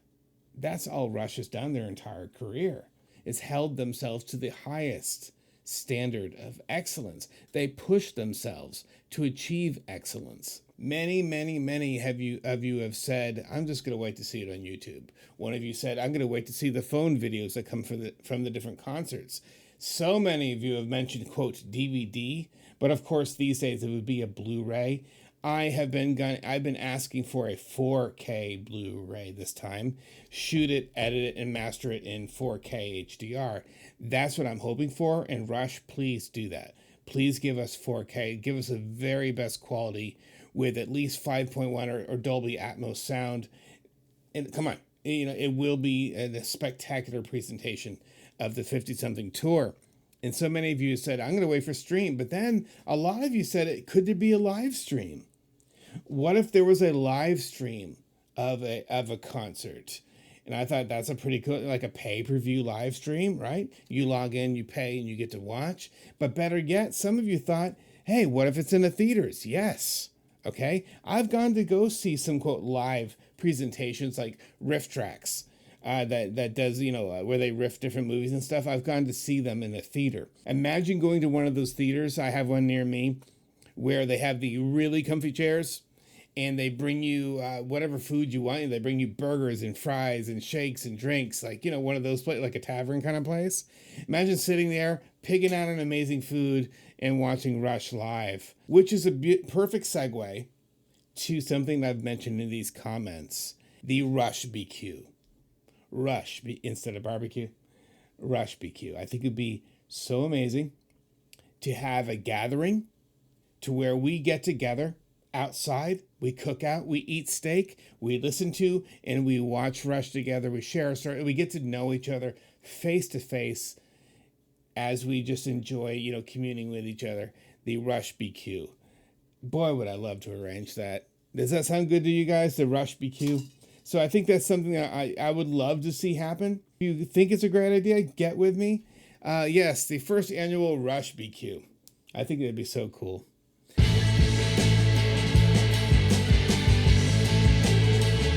A lot of you share entire paragraphs of your story, your Rush history, how many times you've seen them, what you paid for this tour, whether you can go or not. It's just, you share so much with all of us, and I want to thank you. It's really great. And this is also why I do want to eventually get to and respond to all of you. You took the time to write. And I'm sure a lot of you are actually hunting and pecking on a keyboard on your phone. And that takes even longer. So I see you, and I'm very thankful to the comments. I know it's not just for me. You're sharing with all of us in the Rush family. For this last video alone, again, well over 500. So I thought I'd show you some of these. I'm not going to belabor it and go too long, but I did want to share some of them. What you see on your screen right here are just some of the most recent one. I saw Rush in 81 for the first time. And then he said for Clockwork Angels, I took my 16-year-old daughter, $200 a seats. Now, this time, the $1,000 a seat and $400 service fee is too expensive. And my wife bails and she'll have to figure out what I do with an extra ticket. So, yeah, thank you, Jody. And Big Time Rush fan here. Saw him lots of times. Prices are up 50 to 200% since 2019. And that was James. Here's Mike. Got tickets for the Toronto show. Lower section, $480, and includes a $60 Ticketmaster extortion fee. That's something I've heard a lot from you guys. You're calling the Ticketmaster fee extortion. Yeah. So, dude, thank you, Mike. All right, next up, George. Been a Rush fan since 76. And between then, 94, seen him 10 times, but I have to pay the bills. My kids snagged me 2 for Toronto at $200 per seat and took them. And my kids said to me, this is Batman, by the way. That's his username. They said, Merry Christmas, Happy Birthday. You've got some great kids there. I'm happy for you, Batman. Who knew Bruce Wayne was married with kids? All right, here's another one. I saw Counterparts in 1994, Test for Echo in 97. Me too. And he goes on to talk about the Vapor Trail tour and stuff like that. And, this is what I want. I can't read it all. Okay, this is not going to be a 10-hour video where I read every comment. But if you go to the Rush Fans React ticket prices, please go and read these. Go check out these comments because a lot of them are just great. I mean, look at the size of that paragraph. You guys are sharing so much. And of course, we have right here. I'll wait for the stream. $1,000 tickets. I did Last in Line twice, several times in Ohio. 7 or 8 years ago, the Ticketmaster, blah, blah. All right, let's see. This one is in Spanish. Here's one from Gary. In the summer of 80, Colorado, one of my classmates turned me on to Rush with 2112. Me too. 2112 was my beginning. We both were 15. I was 14. Very cool. Thank you, Gary. I've got an 8-year-old daughter who's in. Here, I love this. Check this out. I have an 8-year-old that a few months ago got into Rush. Okay. This is that second chance. This is so wonderful for so many of you that your kids have now come into this, this 10-year period since our 40. A lot of kids have grown up and they've discovered, or you've shown them, and they've heard Rush and they're into Rush now. So this is that second chance. So cool. This is the case right here. 8-year-old. I've seen them many times over the years. And I told him, his son who's 8, that they would never tour again. And then the news came out about the tour. And there's that tear face that I told you about. It's done. The lyrics are Neil's, and we all have absorbed them throughout all our time. Hope they will have new songs and old songs. And that does bring up this other topic. So many of you have asked, wondered, and or wanted, hey, will there be new music? Will Geddy and Alex record with Annika and record new Rush music? And that's just a big question mark. Of course we don't know. They may not even know that at this point. I do know that in that announcement video, both Geddy and Alex were thrilled about the things that they were playing. And so I'm sure they had a recorder going. So they're getting down ideas. $20 says there are hard drives full of ideas that could be potential songs, which brings up the whole other subtopic, right? I'm glad these things are up right here. You can actually sit. And what I'll do is I'll kind of scroll as I'm talking. It brings up this other subtopic, which is, should there be new Rush music? Is it actually new Rush music without Neil? A lot of you have brought that up as well. The question is this Rush? And, so this circles all the way back to the feelings and the opinions that we have. They are passionate. Because these are based upon decades of loving in following Rush, their music and tours and stuff like that. I'm just kind of scrolling through. You guys can probably read some of them as I go. Just support local, live, independent music and venues. Here's another one, Sigma. People don't get that they haven't played in 10 years, so I think it's a fair price. Okay, there we go. Like I said, varied opinions. Try to buy 2 tickets. They're not that great of seats. It was $1,100. Looked at for a minute and I closed the page. So the price trapped them out. Thank you. Like I said to everybody, here we go. Everybody wants a cut. That's the problem. Okay, we talked about this earlier. Then when all of the taxes or whatever you show wanted to become affordable. Yeah, it's a Pandora's box. I know. Everyone wants a cut of this. Here's one right here. I will choose a path that clear. I will choose free bootlegs. My favorite band of all time performs a miracle, telling the world they're going on tour after 10 years. I had resigned myself after R40 that was it. Me too. No more Rush. I'm old enough to know that that's life. Stuff happens and you deal with it. Things end. People die. It sucks. Nothing lasts forever. Now Rush is back on tour next year, and I was excited to get in that virtual line for tickets. Yeah, I won't be able to take my kids one last time. The nosebleeds at Kia Forum were $360. Who has that kind of money? Yeah. You're not alone. You're not alone. Asylum in Cleveland, 74. Whoa, that's going way back. I'm rich, so it doesn't matter what it costs. Rush is probably making $15 a ticket. Live Nation is taking the rest, and Ticketmaster. Great point. Overhead. We talked about this earlier. Cost of the venue, the cost of doing business. My tickets on the floor are $400 with fees. And even if they were selling the tickets for $1, you know that the resellers would buy them up and sell them for much more money. So you cannot win. It is what it is. But I'm happy I'm going. And I am too. I'm happy you're going, dude. Well, I know what I've always told you. Selfishness was wrong. All right, Rush lyric. People can barely afford to pay their mortgage payments and buy food these days, let alone disposable income for any live concert. Check out these comments, guys, okay? I could keep scrolling for another 20 minutes because the second I get to the bottom of this page, it opens up a much more to scroll. It goes on. Here, echoes of the salesman, okay? Quoting Spirit of Radio. It goes on for a long time. The comments are there. I would love for you guys to just, if you're interested in what the fan base is saying, this is a great document. We are now documenting what we're going through. Please keep sharing. Please keep talking. Please discussing this with one another. And you can use my videos for it. And what I have here is a massive, at the moment, for just this video. I have more in other videos as well. A few hundred more minimum. But just this video. And this is a great way for us to just speak our minds. Whether we love it, whether we hate it, whether we can go, whether we can't go.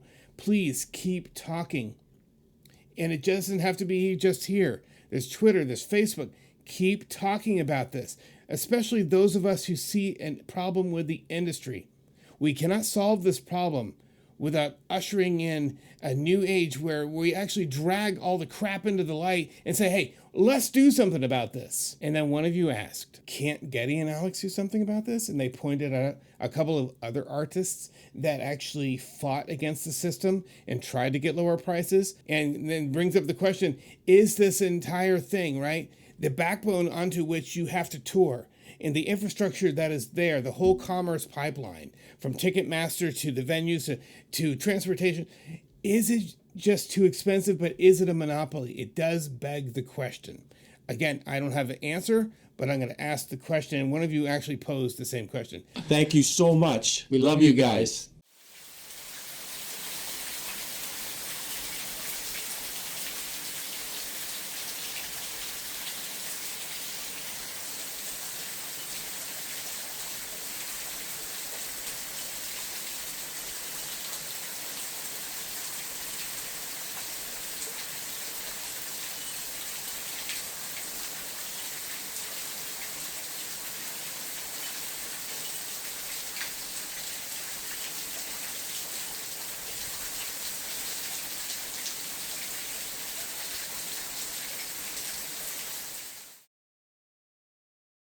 Welcome back, new subscribers, and those of you who have been with me for a long time.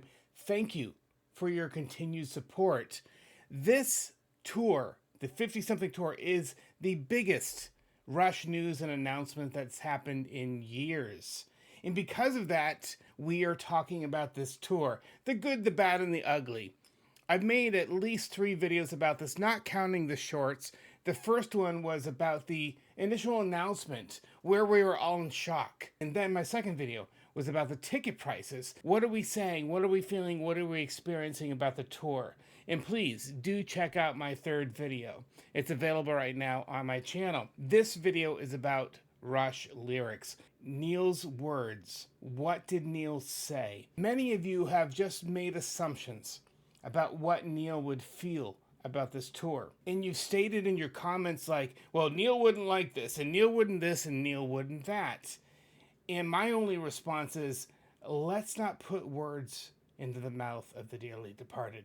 Let's not assume what a man who has passed away from this earth would say about the situation. And instead of that, I thought, let's go to his actual words.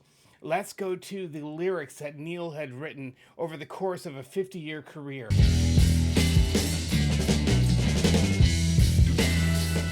This following lyric is so beautiful that, honestly, I do not know the full meaning of it.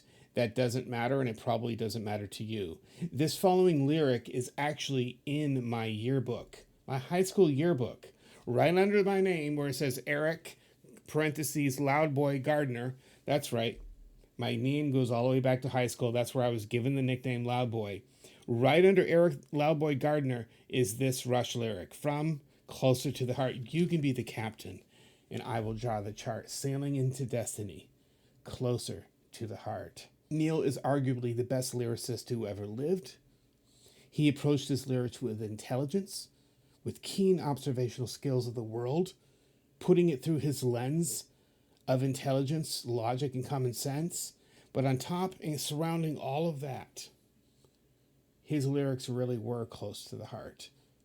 There is a sense of hope that is one stringed narrative through so many of his songs. And no matter how many low points and dark points they may have, most of the songs have a glimmer of hope. Even The Pass, a song about taking one's own life, has hope in it, where you look to the stars and you get out of the gutter and you look for something better. Yes, Close to the Heart is just one of the best songs ever written. And Neil Peart, easily one of the best lyricists of all time.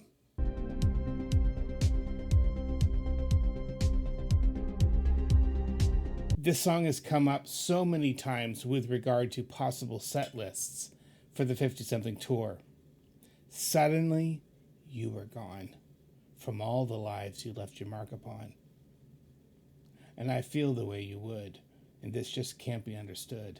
It is kind of like that de facto reference that so many of us make all the time with regard to us as a Rush family, Geddy and Alex, losing Neil. We talk about after image, because suddenly he was gone. Suddenly to us, Neil fought a long, hardened battle with cancer. And very few people knew about that.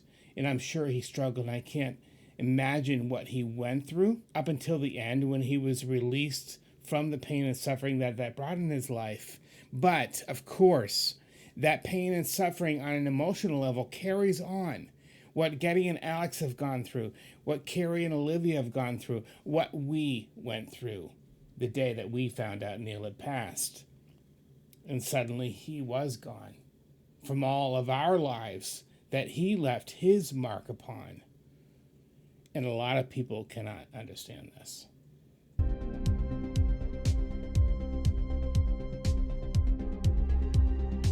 This song was written about just the glory days of listening to AM, FM radio with your car driving down the road, and you tune into that station. In fact, Alex's guitar part is actually supposed to sound like, you're tuning to different radio stations along your dial.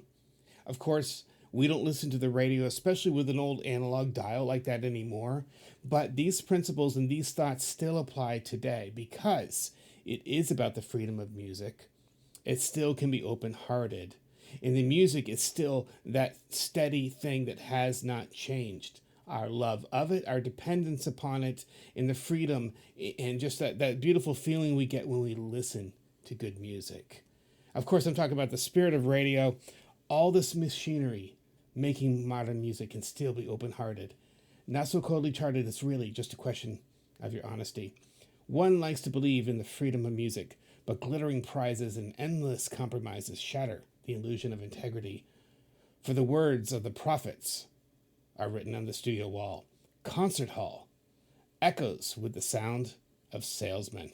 Of course, that is a riff on Simon and Garfunkel there, where he takes profits, like someone who prophesies, and turns it into profits, the money you make from selling a good or service, and it echoes with the sound of salesmen. And really, what he's saying is, on this juxtaposition going like, this beautiful thing in music, the pure expression of one's soul, the art form of music, but on the other hand, we have to sell it. It's a commodity. And aren't we seeing that right now? Whether you've gotten a ticket, whether you haven't gotten a ticket, whether you could easily afford it, barely afford it, or trying to afford it, or cannot afford a rush ticket. Due to the market pressures and just how the industry is set up, it has become difficult for many.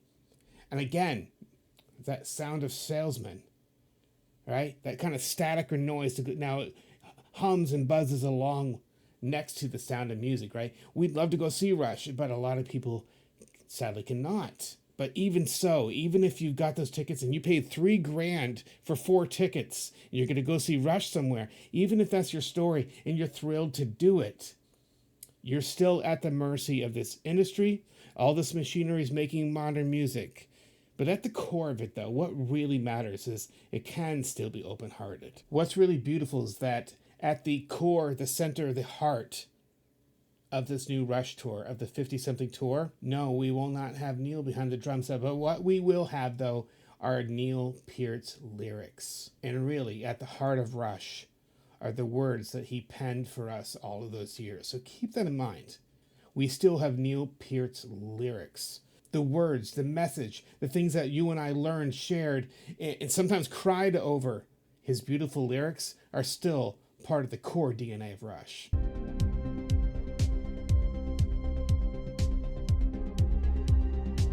Start a new chapter, I find what I'm after is changing every day. The change of the season is enough of a reason I want to get away. Quiet and pensive, my thoughts apprehensive, the hours drift away. Leaving my homeland, playing a lone land, my life begins today. Fly By Night, of course, on their second album, after Neil joined the band, and it really seems appropriate to consider Fly By Night right now, because Annika has joined the band. She is the new drummer, like Neil was all those years ago. Well, of course, we started with John Rutsey, and then he leaves and Neil joins the band. Leaving my homeland, playing a lone land, my life begins today.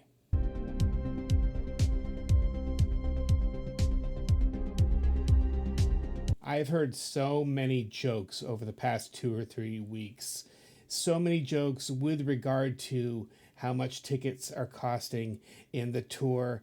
And I believe most of these are done not with a spirit of ill will, not with any venom behind them, but simply like, hey, sometimes you just have to make it funny. And no one would appreciate that more than Neil, especially Alex and Geddy. These guys have a great sense of humor. And I really hope they're enjoying some of our little barbs, jokes, asides, and riffs about all of this. Because again, that's a much better way to deal with something that can be stressful. Anytime you talk about money, it is stressful, whether you have $1 million or 10. Talking about money is inherently stressful, but when you can make light of it, make a joke about it when you're able, I believe that just makes life better. And one of the ones I heard with regard to all right, I'm going to pay $1,200 and I'm getting 2 tickets for me and my wife. And one guy wrote this, and I just loved it so much. We will pay the price, but we will not count the cost. We will pay the price, but we will not count the cost. Of course, this coming from one of my favorite songs ever recorded by Rush, Bravado.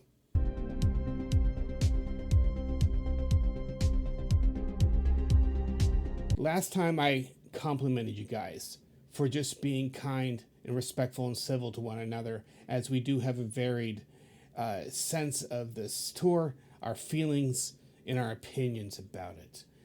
And because of that, I was reminded of different strings. Different eyes see different things, different hearts beat on different strings.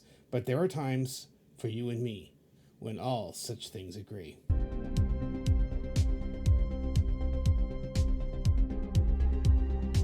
We were all shocked at the news that Geddy and Alex had chosen to go back on tour. But that was only wave one. Wave two was, oh, and by the way, Annika Niles is the drummer that will be performing for us and with us on this tour. And we're going, okay, what? It was shocking. And not just because she's a woman. It's because we didn't like the song how it is, have that imagination and go, who could it be? Can anyone replace Neil? Is she actually replacing Neil? I've heard every question across the spectrum with regard to Rush, Annika, Geddy, and Alex this tour, and the new drummer, or is she a replacement drummer? Is this a revival? Is this a reunion? So many labels and terms across the board, but Neil spoke, though, to the fact that stands before us. And a lot of you actually have been critical of the fact that she's actually a woman, and Neil wrote about this, and I think we need to seek his wise counsel in this moment. Of course, the song is Alien Shore from Counterparts. You and I, we are strangers by one chromosome, slave to the hormone, body and soul. For you and me, sex is not a competition. For you and me, sex is not a job description. For you and me, we agree. You and I, we reject these narrow attitudes. We add to each other like a coral reef, building bridges on the ocean floor, reaching for that alien shore. For you and me, we hold these truths to be self-evident. For you and me, we elect each other president. For you and me, we might agree, but that's just us, reaching for the alien shore.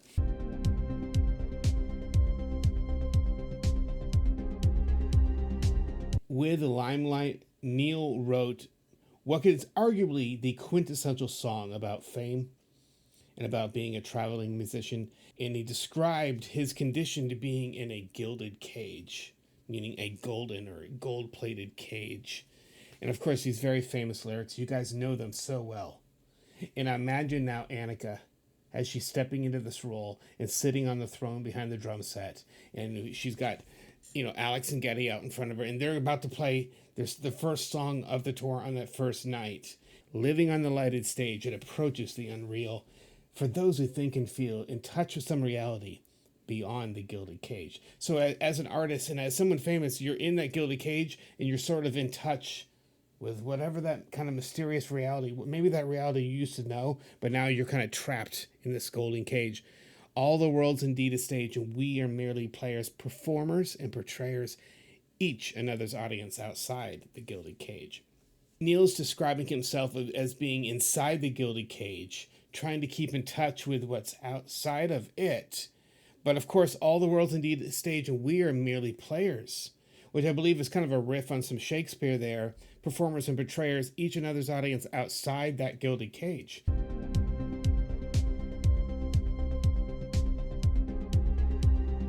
Neil spoke about dreams a lot throughout the entire Rush catalog. In fact, I have documented over 50 times that Neil has written the word dream in its many different varieties and capacities and uses in the English language. I've actually written an entire blog on this very fact, and it's on my website, where I talk about all of the different meanings of dreams and how, and then I cite 50 different Rush songs. But one of the very key songs that addresses dreams in the sense that we have a dream to aspire to something. I have a dream and I want to do this and I want to go somewhere. I have a dream that I want to be this person, that kind of dream.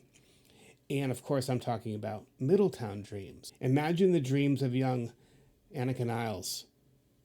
And she's learning drums in her earliest days, to becoming very competent, to becoming a professional, to becoming a teacher, to going on tour with Jeff Beck. And then she gets a phone call. She's contacted by Geddy and Alex. Hey, why don't you come play with us? Can you imagine the fulfillment of a lifelong dream in that very moment? In Middletown Dreams, it says, dreams transport desires. Dreams, they drive you when you're down. Dreams transport the ones that want to get out of town. The boy walks with his best friend through the fields of early May. They walk along in silence, one close and one far away. But he'll be climbing on that bus, just him and his guitar, to blaze across the heavens like a brilliant shooting star. And they dream in Middletown. When I was playing saxophone, back in like early high school, I've been playing for a couple of years. Well, I didn't go on to become a professional saxophone player. I chose to make videos, and that's what I do, and that's what I've done for over 30 years. But my friend does play and has played professionally in New York City. And his name is Nathan. I named my son after him, in fact. And there's even an episode in season 2 of Daredevil where you can see Nathan, my friend, the professional sax player, on stage at a big club at a fancy place in Daredevil, the TV show. Nathan is there. He quote, climbed on that bus, and he did shine like a brilliant shooting star.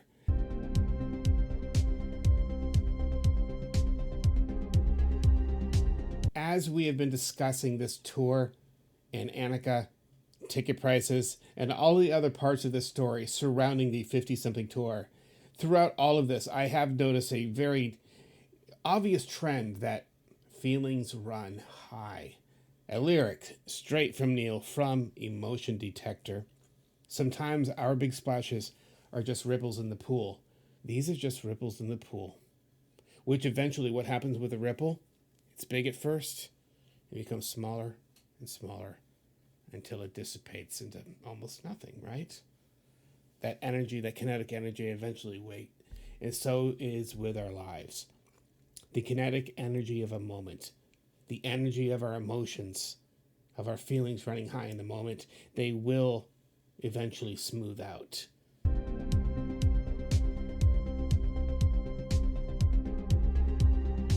All of us will deal with tragedy at some point in our lives, losing a loved one, a friend, those closest to us. It strikes us down because now we're facing all the days ahead of us without that person. Now think about when we all lost Neil. No one was more affected than, of course, Neil's family and his band family, Geddy and Alex. And now it's been close to 5 years at least since we lost Neil. But Neil wrote about this very condition and tried to, in the song How It Is, he tried to tell us about, here's a little trap that sometimes catches at everyone, sometimes trips up everyone. And I have a couple of lines from that. It's such a cloudy day, and it seems we'll never see the sun or feel the day has possibilities. Frozen in the moment. It's a lack of imagination between how it is and how it ought to be. The possibility of the day, seizing the day. Do you stay frozen in that moment, unable to imagine what could be? With enough imagination, you can go find how something ought to be.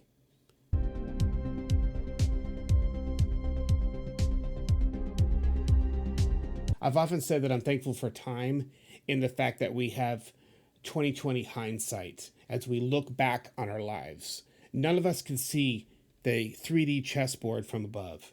We cannot see what life is going to give us. We are not fortune tellers. That doesn't exist. But we can look back and go, wow, I am here. I am this person. I have these things and I have accomplished these things because I see this elaborate chain of events. We cannot predict these things.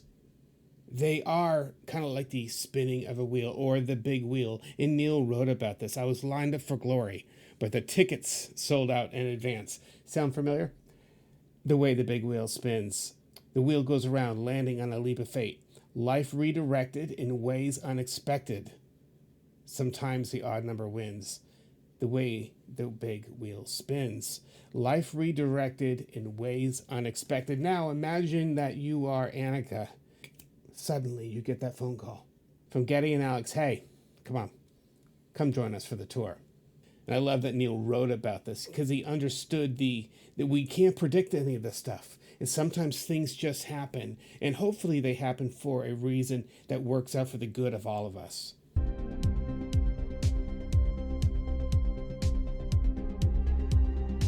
So you get that phone call from Geddy and Alex, and you're Annika. I imagine she felt like the main character of Caravan from Clockwork Angels. On my way at last, on my way at last. That sudden redirection of her life. And now she's on her way at last. And if I were her, I can't stop thinking big.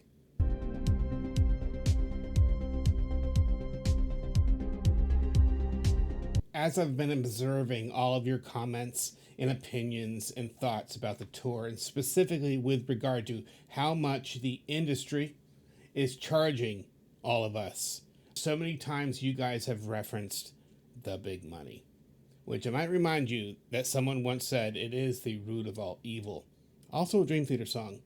Sometimes pushing people around, sometimes pulling out the rug, sometimes pushing all the buttons, sometimes pulling out the plug. Big money goes around the world.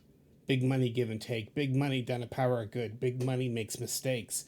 Big money, it's got a heavy hand. Big money take control. Big money got a mean streak. Big money got no soul.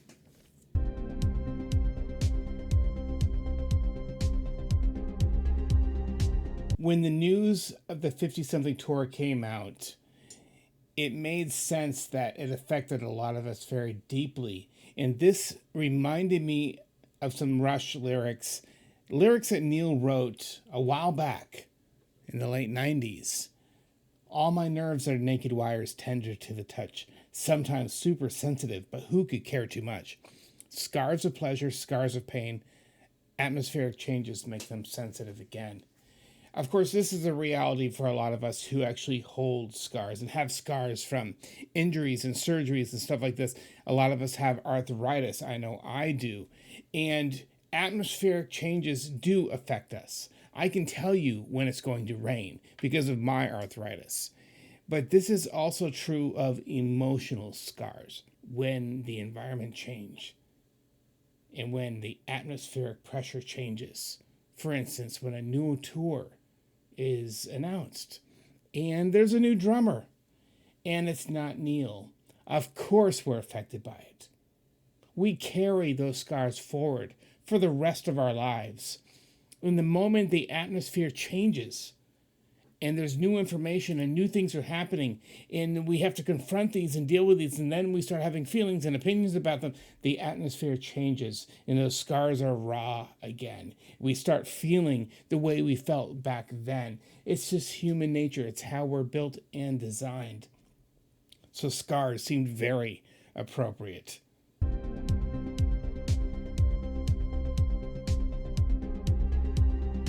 Sweet memories flashing very quickly by. Sweet memories. I never thought it would be like this. So many of us have sweet memories of seeing Rush, Geddy, Alex, and Neil Peart on the stage. And we hold on to those. And at this point in my life, I treasure these memories. All of the times I got to see Rush live, those are very sweet memories because we don't have Neil anymore. These memories are priceless. These memories will not cost $1, let alone $1,000, to see Rush in our memory. Whatever little clip or snippet we have in our memory, we have those, and those are very sweet. And I'm very thankful for them.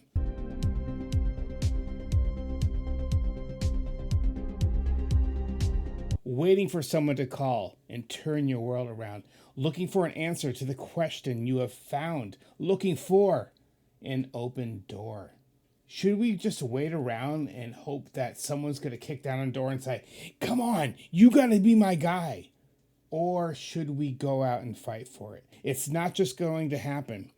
You are not going to be given this amazing sweetheart deal. You don't get something for nothing. Get up and seize the day. Carpe diem, get up and do it.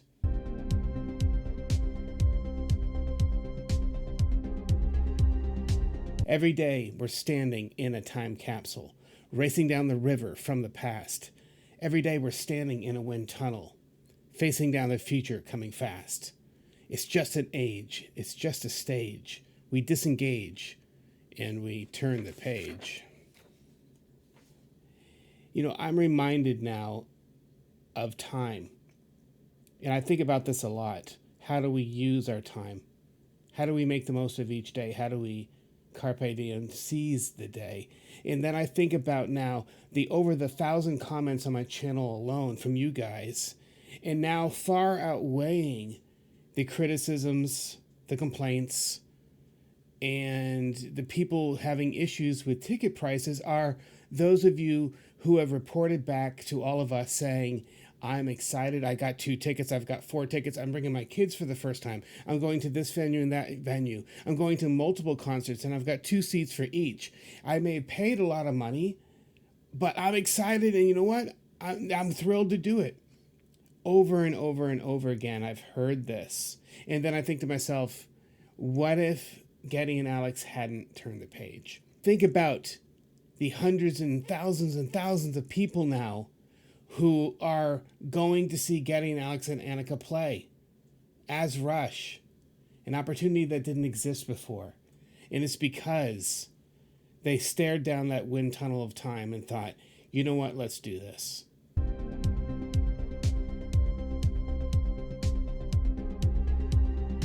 As we've been discussing the 50-something tour for 2 or 3 weeks now, many times Neil's family has come up in the conversations that I've either seen or been part of. And so many times I've reminded people that in the very first press announcement on the Rush website, there is a note, something shared by Carrie and Olivia Peart, giving their support of the tour. And by extension, they lended support for the choosing and having Annika join them for the 50-something tour. This is an important fact, and I just wanted to show you what they said. This was shared by Carrie and Olivia Peart, who of course are Neil's widow and daughter. We are thrilled to support the 50-something tour, celebrating a band whose music has resonated and inspired fans for generations, and to honor Neil's extraordinary legacy as both drummer and lyricist. Neil's musicianship was singular, compositions of intricacy and power that expanded what rhythm itself could express. As both drummer and lyricist, he was irreplaceable. He was exemplary, special, and very unique in his artistry, and unmatched in the depth and imagination he brought to the lyrics that inspired and moved so many. He profoundly shaped how fans connected with him and the band, giving voice and meaning in their own lives. As the band enters this new chapter, it promises to be truly unforgettable, and we are excited to see how their new vision unfolds and to hear this legendary music played live once again.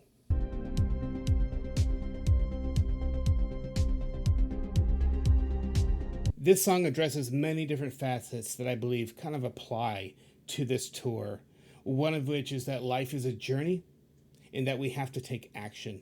And Neil wrote about this a lot, right? Taking action in our lives and seizing the day. But also that time is just flying by.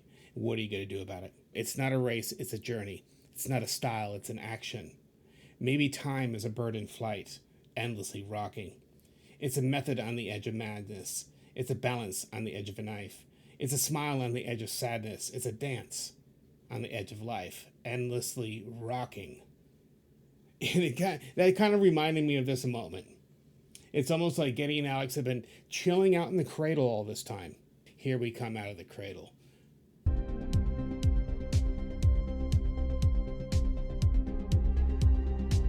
John Rutsey, part of the original Rush. He did leave the band, and what did they get? They had a replacement drummer, Neil Peart. Let's not forget this. There was someone before Neil. As hard as that is for so many of us to say, think and believe, yes, we know that. And I'm thankful to John for his contribution. May he rest in peace. But even Neil was, quote, a replacement or someone who would then fulfill the role of drummer. And yes, we have lost Neil. And we're saddened by that. But once again, let's go along as they turn the page. And as the spirit of the band carries on, we went from John to Neil, and now it's Annika. It's that straightforward. And yet I know how so many of you feel. Time and time again, I have heard from you. And I feel the same exact way when you say that I have been blessed to see Rush from this date, some of you back in the 70s. For me, it was Roll the Bones all the way through R40 many different times, all with Neil behind the drum set, playing Rush songs. It's so hard for me to even conceptualize what is Rush without Neil. It is difficult for us. It's difficult for me. And yet, all this time, I've tried to keep an open mind. I've tried to trust Geddy and Alex. I've tried to trust in what I know about Annika and go, okay, hey, good luck, and I hope it's amazing.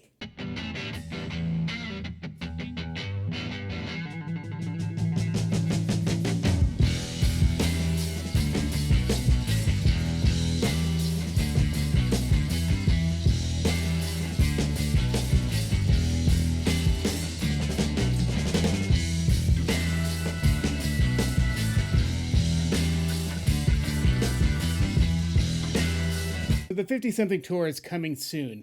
Geddy, Alex, Annika will be traveling as Rush throughout all of the Americas. And one big question I've asked myself, maybe you have, and I know I've seen and I've read on social media, all of us asking one another is, what songs will they play? What will be the set list of the 50-something tour? This is a tour with no supporting album. So we have to look back and consider tours like R30, R40, the Time Machine Tour, where there wasn't a specific album per se. We're going to look at the set lists and look back through history of all the different Rush tours and all this different set lists. The best count I could get is that Rush has done about 29 tours since 1974 and ending with R40. Of course, we have tours for each one of the albums, but in addition to that, there was a spring tour, a fall tour, a New World tour, a Deep South tour, and a spring training tour. It all began in 1974 with the Rush tour. And on this tour, we saw songs like Finding My Way, Best I Can, In the End, In the Mood, Here Again, and of course the iconic Working Man. And on this tour, that included a drum solo. And the sample that I have here is from August 26, 1974. And that was the day that they actually played in Cleveland, Ohio, at the Agora Ballroom. And this is the album for that, the actual vinyl for that. I point this one out, and I like this specific tour date because this is my birthday. The day I was born, Rush was on their first tour and played on August 26, 1974. That's the day I was born. Next up came the Fly By Night tour, which took place in around 1975. And of course, now we saw songs from Fly By Night and from Rush on this tour, like Beneath, Between, Behind, and Anthem by Torn a Snow Dog. Again, the drum solo this time goes with Working Man, just like it did before, In the Mood, and Need Some Love. After that, Caress of Steel. Again in 1975, these guys were very busy. Bastille Day, Anthem, Lakeside Park. Necromancer by Torn a Snow Dog, and Working Man, again with the drum solo. The 2112 tour. Of course, this is the big comeback. This is the huge album, and Rush was back in a very big way after Caress of Steel, of course. 2112, the overture. They did basically most of the album there. Fly By Night, In the Mood, by Torn a Snow Dog, Finding My Way, and again the drum solo with the Working Man. And as you can see, these lists kind of keep in mind the songs that you see repeated on these, the songs that were played early on and that are continue to be played over the years. And you kind of see a pattern here of what songs are kind of in the consciousness of the fans. Of course, Rush never had any huge breakaway hits, save for a couple different albums and Moving Pictures, where there was some mass popularity but really the popular songs are really determined by us. Our feedback, what do we like? What do we respond to at concerts? All the World's a Stage, 1976. You can see some same songs here. Bastille Day, Anthem, Lakeside Park, 2112, all of it except for Oracle the Dream. We've got Twilight Zone, Something for Nothing. See a lot of songs from 2112 in here. This is adding the Necromancer, 2 parts from the Necromancer. And then Working Man, Finding My Way, and the drum solo here after Finding My Way was separate. And then they added an encore, Fly By Night and In the Mood. And a Farewell to Kings tour. Bastille Day once again, Lakeside Park by Torn a Snow Dog. Okay, now we see Xanadu on here. Something for Nothing, Cygnus X1, Anthem, Closer to the Heart. 2112, everything except for Oracle the Dream. Working Man, Fly By Night, In the Mood. And again, just like before, drum solo after that with an encore of Cinderella Man. The Hemispheres tour. or as some people call it, the Tour of the Hemispheres. This has an abridged anthem. Has Passage to Bangkok, By Tour and a Snow Dog. Has Xanadu, Cygnus X1, Hemispheres. So that's cool. Got both of those back to back. Close to the Heart, Circumstances, La Via Strangiato. Awesome. 2112, everything except for Oracle the Dream. And then an encore medley of Working Man, Bastille Day, In the Mood, and then the drum solo. There was a summer tour of 79. And as you can see, they did most of 2112. You see, and then they added, here's the Spirit of Radio at the Trees. Looks like most, if not all, of Hemispheres, Closer to the Heart, Free Will, Working Man. There's the drum solo again at the end of that list. And then finally an encore, La Via Strangiato. After that came the Permanent Waves tour. You can see everything except for, it looks like Oracle the Dream once again. So there's 2112. Let's see, the 6 part, 1, 2, 3. Yeah. So that's 6 out of the 7 parts of 2112. Free Will, By Tour, Snow Dog, Xanadu. What a great set list. Spirit of Radio, Natural Science, Passage to Bangkok, The Trees, Cygnus X1, A Lot of Hemispheres, Closer to the Heart, Jacob's Ladder, Working Man. I won't say them all. Finally, drum solos in there with an encore, a La Via Strangiato with the electric guitar intro. A lot of you I've spoken to recently in the comments, you've mentioned that you were there with Permanent Waves. Not only did you buy the vinyl when it came out, but you went to the tour as well. And I told you, I was just too young. But I love that you guys shared this with me. Please tell me more. Tell me about your experiences. I look forward to seeing your comments. The fall of 1980.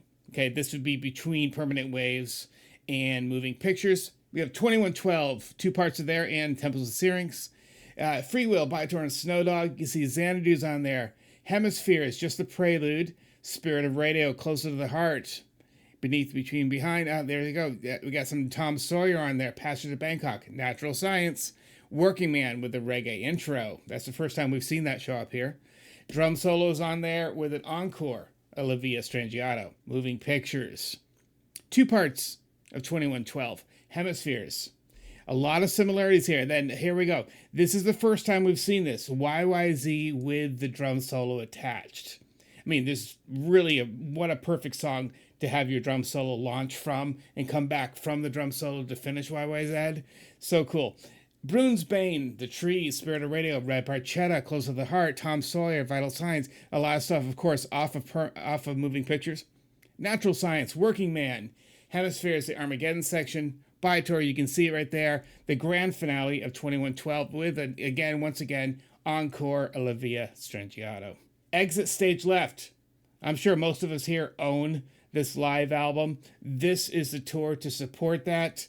Here's the set list, 2112, 2 parts.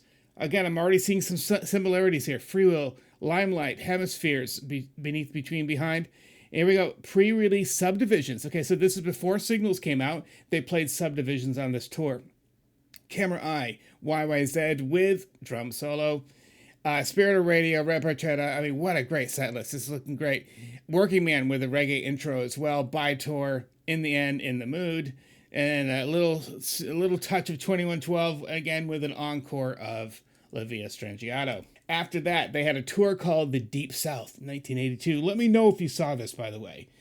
And I'd love to hear it, because when I was looking through all these different tours, I'd never heard of the Deep South 82 tour. Well, here it is, guys. This is the set list. 2 parts from 2112. Free Will, Limelight. You can see right there. Subdivisions, the pre-release version once again. So they're kind of given, put some training wheels on that, get it out there in front of the fans. How cool would it be to hear new material like that? The Trees, Analog Kid, pre-release. Again, man, hearing Analog Kid when you've never heard it before and they're playing this, that would be amazing. Oh, to be there. Spirit of Radio, Red Barchetta, Closer to the Heart, Vital Signs, Working Man, some more. A lot of similarities against it. I've just read through a bunch of these in the previous tour. And again, to repeat myself, the encore, La Via Strangiato. Next up, Signals, no longer pre-release. Here we go. This is the first time we've seen the Three Stooges theme. Okay, you guys probably know it. That play them in. So, okay, they're playing the Three Stooges theme song, and then they come out and they hit everyone with the Spirit of Radio. What a great way to start a concert. Tom Sawyer, Free Will, Digital Man, Subdivisions. Okay, so we're getting stuff off of Signals now. Vital Signs, The Camera Eye, a bridge version. Analog Kid, Brune's Bane, Trees, Red Barchetta, The Weapon, New World Man, Limelight, Countdown. All the Signal stuff is great. 2112, 2 parts. Xanadu, In La Via Strangiato, and finally the encore of YYZ with the drum solo. That's a killer set list. That's really cool, man. To be old enough to go to that'd be great. See, around that time period, I was just like a young kid. I probably wasn't even 10 years old yet. They played Radio City Music Hall. This is a set list. Of course, this will probably mirror a lot of what we saw with the Signals tour. Three Stooges theme, once again, coming out to Spirit of Radio, Tom Sawyer, Digital Man, and then here we go, Kid Gloves, pre-release version. They did a Red Sector A pre-release, the Body Electric pre-release, The Weapon with a Count Floyd intro, Countdown, 2 parts of 2112, Xanadu, La Via Strangiato, and of course YYZ with the drum solo. Guys, if you were there that night, if you saw Rush around 1980, 1981 in Radio City Music Hall, let us know. I'd love to hear your story. Let us know in the comments. Grace Under Pressure. Of course, all that stuff we just saw with the previous tour, the pre-release, now it is part of the Grace Under Pressure album. Three Stooges theme once again launches us into Spirit of Radio. A fantastic thing to start. Subdivisions of Body Electric, Enemy Within, The Weapon. So check out this 2 parts of Fear right there. Enemy Within and The Weapon. Followed by Witch Hunt. That's 3 parts. Dude, that's like the trilogy. Okay. I couldn't read every song when I was preparing for this, so I'm kind of taking it back right now. The Grace Under Pressure tour, they had the entire trilogy of Fear. And guys, stay tuned. I have prepped, I have done my research, I have all my notes, and my next video after this one will be me talking about the 4 parts of the Fear, okay, the Fear trilogy, with the 4th part being, Freeze and Vapor Trails. That's coming up soon. Stay tuned for that. Thank you for watching my shorts about Fear. I appreciate you guys. That's coming, but dude, that's awesome. After Image, okay? This is a little asterisk. We would love to see that on the 50-something tour.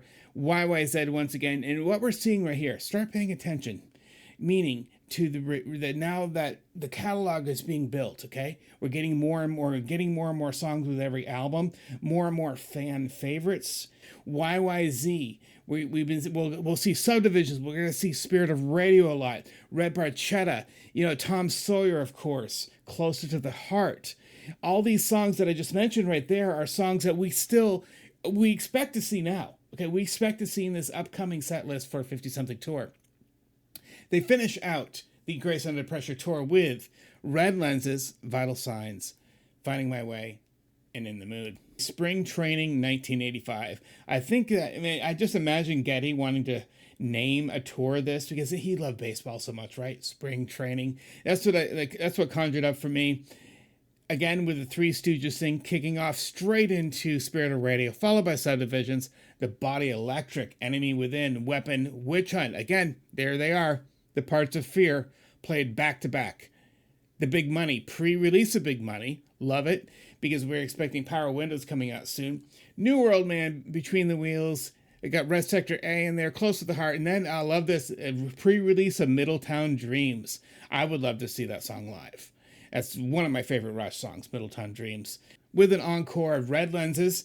Now the drum solo with Red Lenses is in the encore itself. Vital Signs, Finding My Way, and In the Mood. Here we are at the Power Windows tour. Three Stooges theme, the Three Stooges theme, followed by Spirit of Radio, Limelight, Big Money, New World Man, Subdivisions, Manhattan Project, Middletown Dreams, Witch Hunt, Red Sector A, Close to the Heart, Marathon Trees, Mystic Rhythms, of course, Distant Early Warning, Territories, The Weapon, YYZ with drum solo. Okay, so it's back in the main section now, not in the encore. Tom Sawyer with an encore of 2 parts of 2112, Grand Designs, and In the Mood. Hold Your Fire tour. Three Stooges, followed by The Big Money. I've said this for a long time. There are a handful of songs like Dreamline, Big Money, Spirit of Radio. There are some songs that are just great show openers. And I truly believe The Big Money is one of those.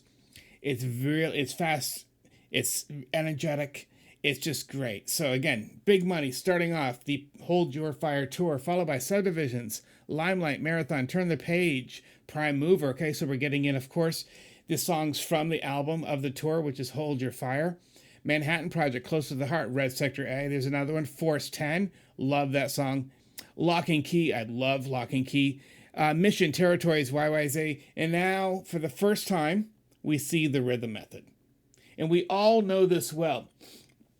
When I was in my earliest days of being a Rush fan, the earliest days, and basically I'm a Rush virgin, right? However, I knew them, I was starting to buy their albums, but I could not get enough of A Show of Hands. And of course, on A Show of Hands live album is the Rhythm Method. And of course, at that age, I had no idea what that meant. I had no idea that that meant a little bit more outside the realms of percussion. But nevertheless, I couldn't get enough of it. I could not get enough of it. I would listen over and over and over and over again because I was a drummer / turning into a sax player, and I was still all about the drums, and I could not get enough of the Rhythm Method drum solo. Throughout the course of music history, right, people just joke about it. Like, a great time to go get a new beer or go to the bathroom is to what? During the drum solo. But that's not the case with us. We don't leave. In fact, a lot of us are sitting forward in our seats waiting for Neil to do a drum solo. We're anticipating it, and we listen to every note of it and every beat of it until it is done because we love every moment of it. That was the power of Neil Peart. That's the power of his drumming, and it remains so unto this day. Here's the intro for the Presto Tour with the Show of Hands video, followed by, again, another great show opener, Force 10. A version of Free Will, Time Stands Still, Subdivisions, Marathon. Here we go, Superconductors. First time I've seen that on the list. The Pass, that's the first time I've seen that. I got YYZ in there. There's the Rhythm Method once again. Warpaint, of course, we're playing stuff from Presto now. Mission, Tom Sawyer with an encore of The Big Money, 2112 Overture, La Via, In the Mood, and finally, Wipeout. First time we've seen that show up. I became a Rush fan around 1987-88, somewhere in that time, okay? And because of that, the first tour that I got to see was Roll the Bones. Worcester, Mass, or if you're a normal person, Worcester, Mass. But in Worcester, Mass at the Coliseum, I saw Roll the Bones. And here's the set list. Intro, Show of Hands video, and this one's called the Skulls on Ice, followed by Force 10. Limelight, Free Will, Distant Early Warning, and here we go, Dreamline, Bravado, Roll the Bones, all great stuff. Ghost of a Chance, stuff from Roll the Bones. Where's My Thing, Rhythm Method solo once again. You got Superconductor, you got Xanadu, and finally here's an encore, Spirit of Radio, 2112 Overture, La Via, Anthem, Reperchetta, Spirit of Radio, Reprise, and a Cygnus X1 teaser. Back then, it wasn't an evening with the Rush just yet. Eric Johnson was the opening act. I want to see Eric Johnson. I still want to see Eric Johnson play live. Just before they get to Worcester, Mass, it was someone else. It was some other band that I didn't really care about, of course. But I'm glad the days of opening acts for Rush are gone. Because it's like you have to sludge through garbage just to get to see Rush. Except for Eric, that's the point of my story, is that it would have been brilliant and amazing to have an evening of Eric Johnson and Rush together. Oh, that would have been, bucket list and then Rush. I mean, that would have been an amazing evening, but it wasn't the case. It was some other band I could care less about. I saw Counterparts in Texas. And for the Counterparts tour, they had a new intro followed by Dreamline, Spirit of Radio. Here at Cold Fire with a country music intro. I would kill to see that. If anyone has a recording of that, I would love to see Cold Fire with a country music intro. That's fascinating. Time Stands Still, Nobody's Hero, Roll the Bones, Animate. Of course, from Counterparts, Stick It Out, Counterparts, with an introduction by Alex.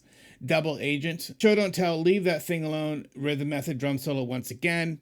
A little bit of Hemisphere, some Tom Sawyer. And again, you're noticing already, aren't you? These songs that we keep seeing tour after tour after tour after tour. And to me, that's a good way to get a grasp on what will be in the 50-something tour.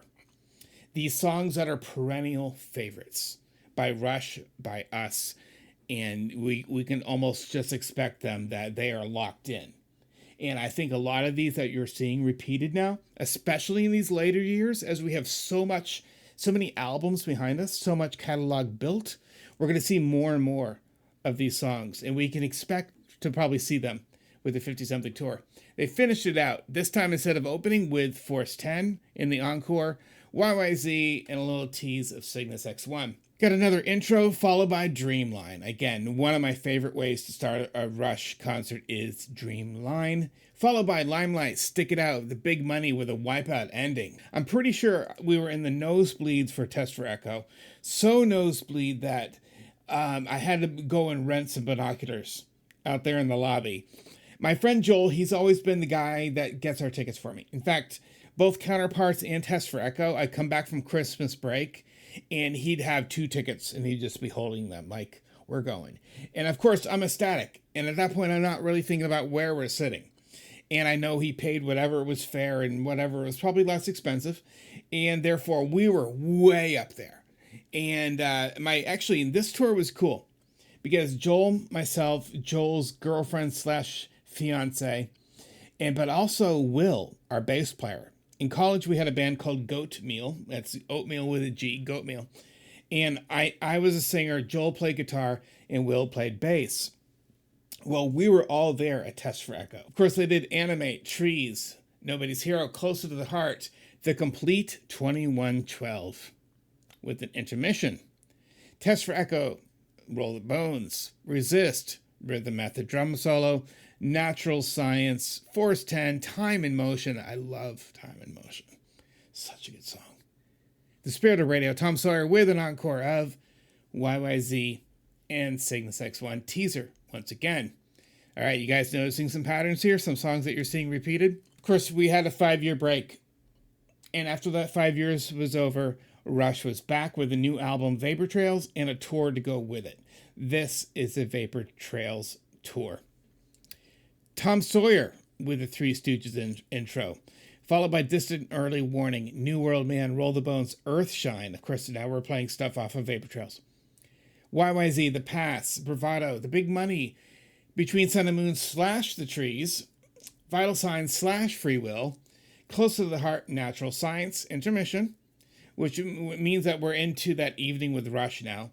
One Little Victory with a Dragon intro. Okay, remember the Dragon guys? Driven, Ceiling Unlimited / Ghost Rider, Secret Touch. Love Secret Touch, such a good song. Dreamline, Leave That Thing Alone.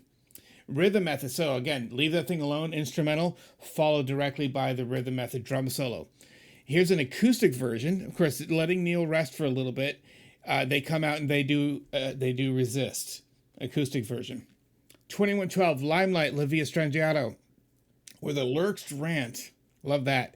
The Spirit of Radio, by Torno Snowdog, Cygnus X1 prologue, and a great way to end any Rush concert is Working Man. R30. This time we have, so R30, like no proper album to support it. This is kind of a 30-year retrospective kind of thing. Starting with Jerry Stiller intro film. You guys probably remember that. The R30 Overture, Finding My Way, Anthem, Bastille Day, Passage to Bangkok, Cygnus X1 Prologue, and Hemispheres Prelude, followed by Spirit of Radio. Earthshine, you can see Roll the Bones, Bravado, YYZ, The Trees, The Seeker. Okay, so we got some stuff off of Feedback now. Because instead of doing an album around their 30th anniversary, they did the album of covers. Of course, you guys know that's called Feedback, so that's The Seeker. One Little Victory with an intermission and a Dragon intro film. And then Tom Sawyer, Dreamline, Secret Touch, Between the Wheels. This time, the drum solo is called Der Trommler, which I believe is German. Resist, Heart Full of Soul, again from Feedback. 3 parts of 2112, followed by La Via Strangiato, By Tour, Xanadu, Working Man, encore of Summertime Blues, Crossroads, and Limelight. I always loved Rush's version of Crossroads. The Snakes and Arrows tour. Saw this one at the Woodlawn Pavilion or something like that in Texas. Starts off with Limelight with a dream sequence intro.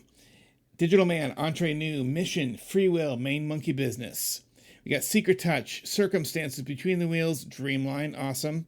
And then, of course, they did a bunch of video work for this and had intermission of the Plane of Dharma. And remember Alex walking around to all those little windows and doing some weird stuff in front of green screen? And Far Cry, Working Them Angels, Armor and Swords, Spindrift, The Way the Wind Blows, Subdivisions, Natural Science. Man, great stuff. Followed by the drum solo. Hope, Alex's acoustic piece, of course, from Snakes and Arrows, giving Neil a few minutes to rest. Summertime Blues, Spirit of Radio, Tom Sawyer with the South Park intro. First time we've seen that. Encore, One Little Victory, Passage to Bangkok, and YYZ. They also did a tour just for Snakes and Arrows Live. And if you're like me, you own Snakes and Arrows Live. Setlist for Snakes and Arrows Live. Limelight, Digital Man, Ghost of a Chance. Mission Free Will, Main Monkey Business, The Larger Bowl. Reparchetta, The Trees Between the Wheels, and Dreamline. Intermission. Followed by Far Cry. Guys, we've been talking a lot lately how much we like Far Cry. Thank you for watching my video about that. There's a lot more vinyl videos coming, by the way. Armor and Sword. I love Armor and Sword. Spindrift, Way the Wind Blows. Subdivision, Natural Science. Witch Hunt, Malignant Narcissism, followed by the drum solo. Hope. Okay, once again, you can see the pattern there. 2112 twice, 2 parts of that. Tom Sawyer with the South Park intro, and then encore of One Little Victory, Passage to Bangkok, and YYZ. Another great way to end any Rush concert is YYZ. Time Machine Tour, not a proper album to support it. Again, more of a retrospective, a trip through time, a trip through Rush history. And this one begins with the real history of Rush. You guys might recall that they had a different version of Tom Sawyer. They also had the guys at the sausage shop. Remember the sausage house? And Geddy's like making sausage with a big handlebar mustache. And there's Alex in his fat suit. Remember that, guys? So yeah, that's all that video work. Really professionally done stuff that they did for this tour. Followed by Spirit of Radio, Time Stands Still, Presto, Stick It Out.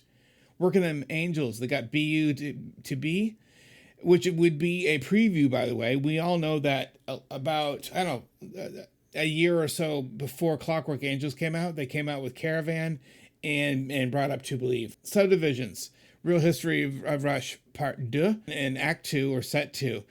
They do all of Moving Pictures, followed by Caravan. Okay, that preview of what would be, which is Clockwork Angels coming soon. And then Neil's multi-part solos. And I believe this is one of the first times we see him incorporating the whole big band jazz stuff. Okay? We know how much he loved Buddy Rich, how close Neil was to Buddy Rich's family, that he made 2 tribute albums to Buddy Rich. Well, that whole love of that genre of music that I love as well. I love jazz music. He started incorporating that into his solos in different sections and parts and themes throughout his solos. O'Malley's Break, Closer to the Heart, a little bit of 2112, Far Cry, and then an encore of La Via Strangiato, Working Man, I Still Love You Man, outro video, and then followed by Closer to the Heart. Clockwork Angels Tour. One of my biggest regrets in life musically is that I did not get to see Clockwork Angels Tour. To have seen the string ensemble and to have seen, I love my Blu-ray. This is why I've watched my Clockwork Angels Live Blu-ray a lot, because I didn't get to see the tour. And I'm very thankful to Rush for making so many great live Blu-rays, DVDs, and before that VHS through the years, because they have done a really masterful job of capturing live performances and keeping up with technology along the way. Clockwork Angels Tour. We got a gearing up intro video followed by Subdivisions. So that's interesting. Starting with Subdivisions. The Big Money, Force 10 Grand Designs. We haven't seen that one come out of the woodwork in a while. Body Electric, Middletown Dream, and Limelight. Territory, Analog Kid, Bravado / The Pass. Here it is, followed by a drum solo, Far Cry. And then we go into a whole bunch, if not most, if not all, of Clockwork Angels playing along with the string ensemble with them. Of course, ending with the iconic Garden, followed by Manhattan Project, Dreamline, Percussor, another drum solo, Red Sector A, and YYZ. Now, of course, in set 2, after the intermission, they play most, if not all, of Clockwork Angels with a string ensemble. Those songs following Clockwork Angels, Manhattan Project, Dreamline, Red Sector A, and YYZ, were also with the string ensemble, which is really cool to hear arrangements with, a 7 or 8 piece string ensemble behind them. That was just really cool stuff. Encore, Tom Sawyer, 3 parts over of 2112, and then The Office of the Watchmaker. Basically a mini movie, okay, that they made, and it's a pretty cool little mini movie they made. The last tour I got to see, the last tour any of us have gotten to see before the upcoming 50-something tour, is, of course, R40. I saw R40 in Boston, and this starts with The World Is intro, and that's, the 3 kind of animated guys walking across the globe. You can see their hairstyles and their clothes and their appearances change through all the decades and time. It's a great little animation. They did a great job of that. They open with The Anarchist, followed by Clockwork Angels, Slash Records, and Headlong Flight. And I believe that depending on any given night, they'll either do Clockwork Angels or the Records. Headlong Flight, and then a drum solo. I mean, man, that drum solo is pushed way up to the front of the show there. Far Cry, Main Monkey Business, One Little Victory, or How It Is, Animate Rollerbones, Distant Early Warning, or Between the Wheels. I choose Between the Wheels. Losing It, After the Intermission, which is No Country for Old Hens video. Good stuff. Tom Sawyer, Red Porchetta, Camera Eye, or YYZ, depending on the night. Spirit of Radio, Natural Science, Jacob's Ladder, that's come out. Cygnus X1, 3 parts of that. Close to the Heart, Xanadu, 4 parts of 2112, and here's the encore, followed by the Mel's Rockpile video. Lakeside Park, Anthem, What You're Doing, Working Man, Garden Road, and Exit Stage Left. Most of you may recall that R40, they worked backwards through time, where we start with the most modern music, Clockwork Angels, and we work our way all the way back to 1974, to the first Rush album, Rush. And as they did that, they changed in real time as the boys were playing the sets and all in the different amps and the different atmospherics, and from going from steampunk stuff into giant stacks of amps for another era. They changed eras in real time and finally by the end, there is a screen or some kind of project, whatever, of like a high school gym behind them. And it's Rush in their earliest days, playing a gym or a church basement, that kind of thing. And it takes you through time. Anyway, it's a really cool thing. R40 was magical. I'll have these memories. I know you guys will have your memories of that event, of seeing Neil for the last time. That's very special to us. And, we're just very lucky and very blessed to have had that.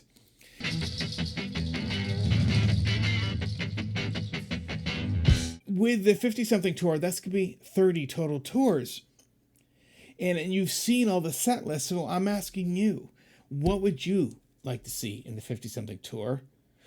Throughout the years, what have been some of your favorite songs for Rush to play?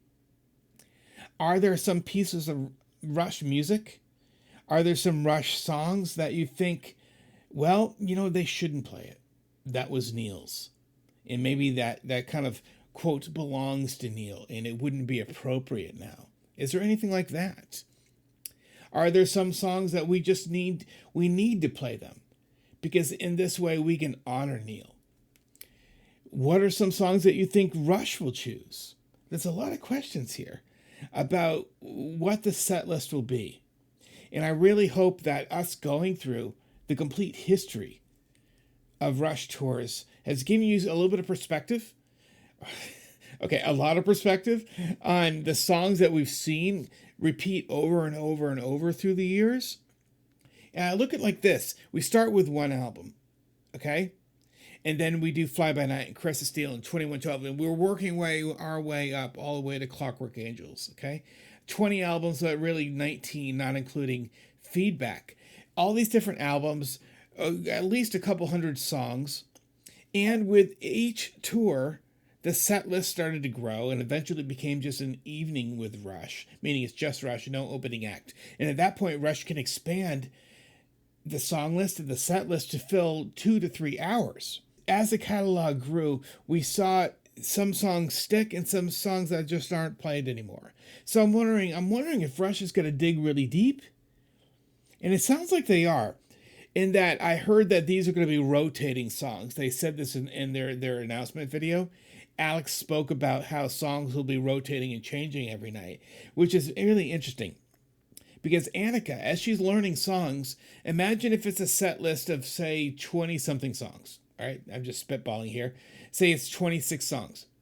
But then again, if you say, okay, yeah, but we're going to swap out 10 of those, that's adding 10 more songs. So every time you want to swap out or entirely change the set list, you could be up to doubling the number of songs that she needs to memorize and master. Annika Niles has a tall order ahead of her. I do not envy her, and the amount of practice she's putting in must be just mind-boggling.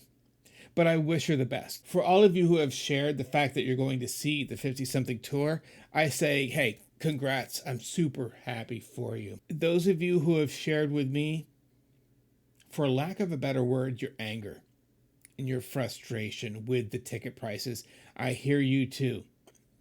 You know, from hour to hour, I go back and forth. This is a complex situation. There are many different variables and feelings and opinions and emotions and involved in all of this. I can be happy for everyone going, and yet a little disappointed that I am not. And I hear all of you who are angry, and I understand your general how angry you are at the industry and the fact that ticket prices are exorbitant and that there seems to be an issue here. I understand that just as fully as I can sympathize and be elated by the people who are going. I hear all of you. Because from hour to hour, I feel that too. The fact that we are getting an emotion, whether we are thrilled and excited to go see them, or we're disappointed and we're cast down and we're angry that we're not seeing them. That's emotion. That means we care. You know, I've heard it said that a marriage for people who fight and bicker and go at, but they can make up and there's still love there, that's still healthy. That's still a marriage. And yet, when apathy sets in, when you just don't care anymore, that's when a marriage could very well be in danger. Because there's no emotion at all anymore. I feel that with Rush right now, our intense emotions mean that we still care a whole lot. And that means something. So I want to know what you feel right now. And I want to know what songs you think should be on the 50-something tour set list. Let me know in the comments below. So yesterday, I thought to myself, it's been a while since we've heard any major news about this tour. And then I thought, you know, no news cycle these days can just sustain itself. We have a 24-hour news cycle, at least that's what they like to call it. And because of this, though, you know how quickly things move in this world. In this global world where news meets us almost instantaneously 24/7, we're just bombarded with it, and if you're out there looking for it, it's overwhelming. And because of this, no one can maintain the momentum of a certain news story or event or announcement for too long before something else kind of pushes it out of our consciousness, if you will. My opinion about this new tour has been evolving. I have read hundreds and hundreds of your comments on my channel alone. I've seen you on Facebook, I've seen you on Twitter, and I've seen all of you share your thoughts and your opinions and your feelings about this. And they're the good, the bad, and the ugly. The good, I guess, would be the category of those of you who have shared with us, that you have an opportunity now to bring your kids to see Rush, one that didn't exist before. You know, and I'm really excited for you. That's something really special. And if you're excited, I'm excited for you. And that's just awesome. Some of you have expressed concern about Annika, meaning it's not Neil. And because of that, because it's not Neil with Geddy and Alex, it's not Rush.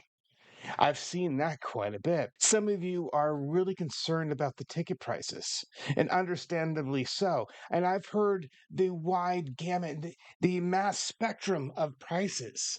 I've heard everything from like $12,000 for a couple of nights at the LA Forum, but also I've heard people paying just a couple $100 in Dallas. My opinion, though, has changed. No, at this time, I'm not going to see the tour. I'm not going to see 50 something tour. And you know what? I'm okay with that.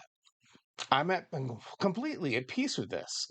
I've seen Rush many times through the years with Neil. And, if Geddy and Alex want to go back on tour, that's, hey, it's their free will, right? And here's another comment. I've heard the term money grab a lot. I've heard you guys use the term money grab. What's wrong with making money?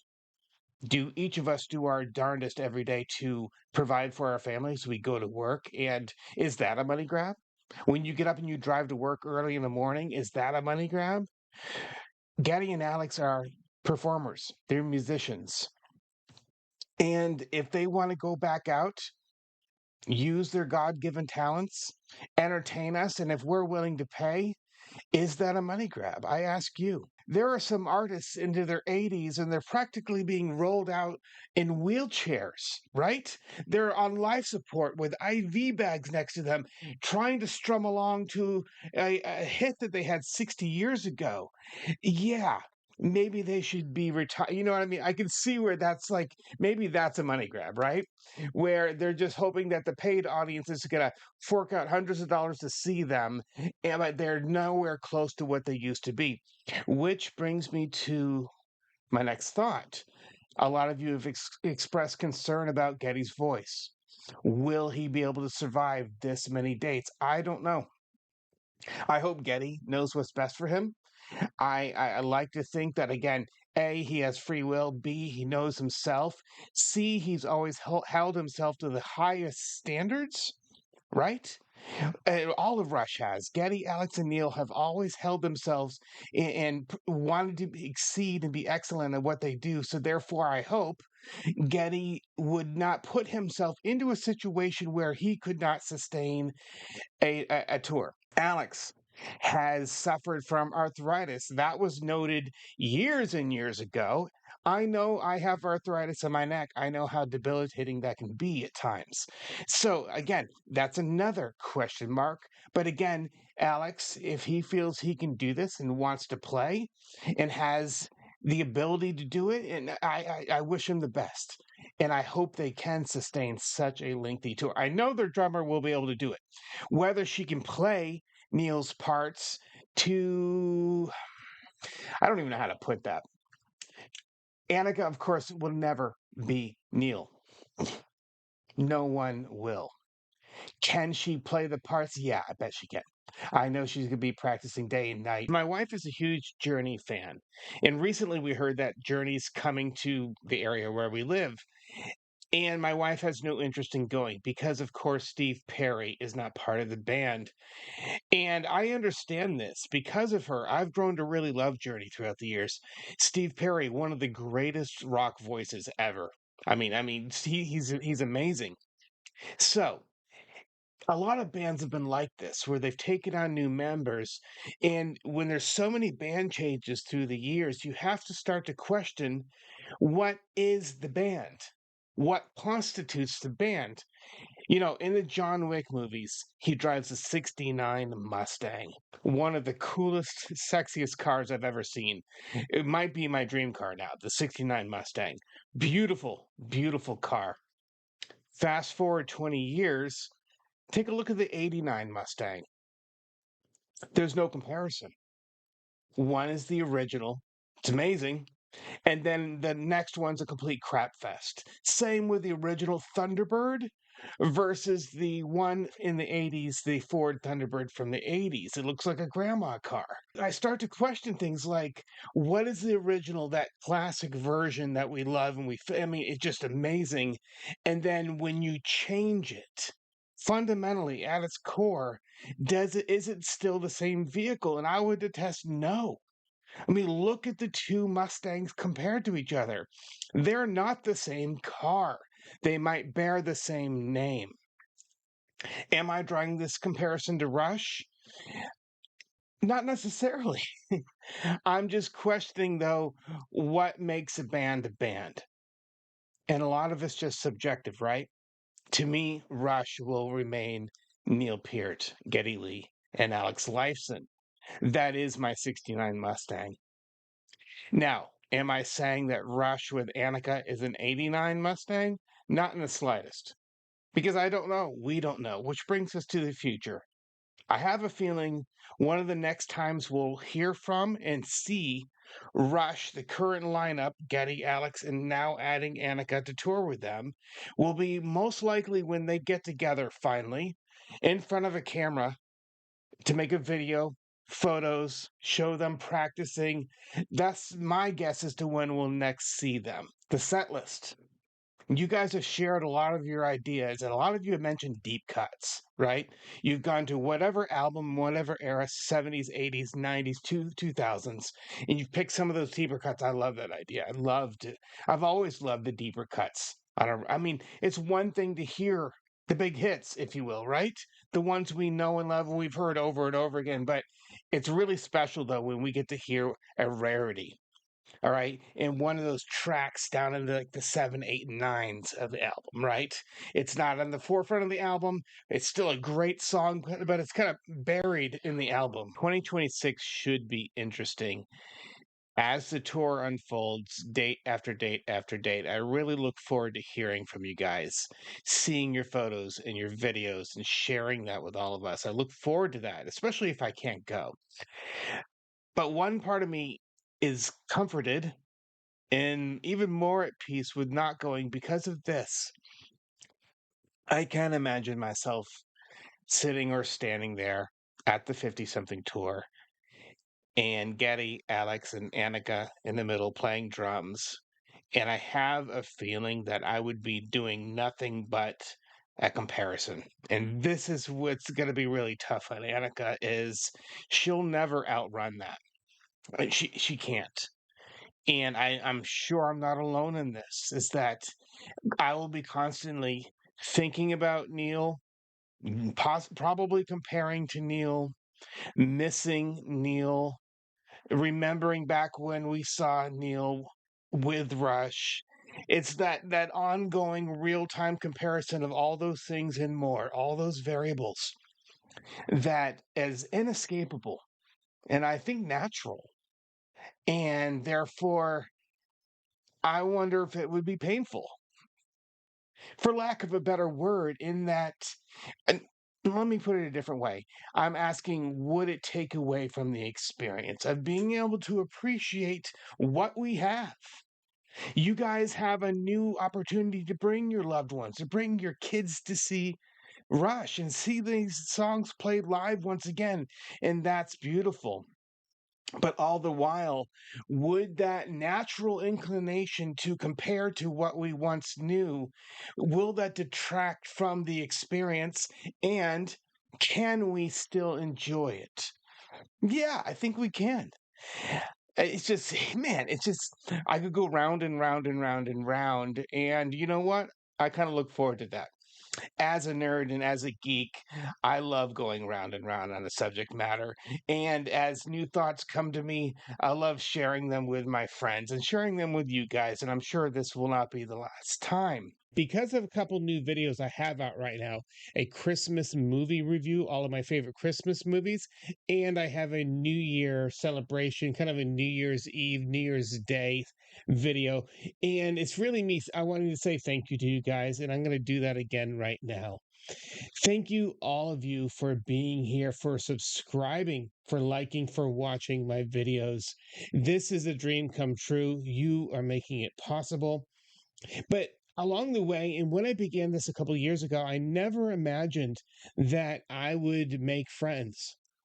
And I consider so many of you to be good friends. The conversations we have are actually more involved than I have with most people on a daily basis. Wow, is that a sad statement? Or maybe it's not. You know, in the old days where they had pen pals, you'd write letters to people and you'd open up your heart and you'd express, you talk about your day and, share who you are with people. Uh, Getting to do that in the comments with you guys has been such a pleasure, getting to know you and having friendships form. So when I see your names pop up in your new comments, I smile because I know, hey, this is great. And man, just today alone, I've written Frank, Guy, thank you so much. So many times. Thank you, Frank. And Matt, it was great to hear from you again. And Michael over in England. And man, so many of you. I enjoy your presence. I enjoy our conversations. But most of all, guys, I thank God for you guys. I really do. I am truly blessed. Not only that God has given me the talent to do what I do, but also because you've just come along for the ride. That in itself is a blessing. And I do thank God for all of this, as I hope you are as well. And as we come to the end of the year, I pray for all of you. I thank God for all of you and for my family and everything I have.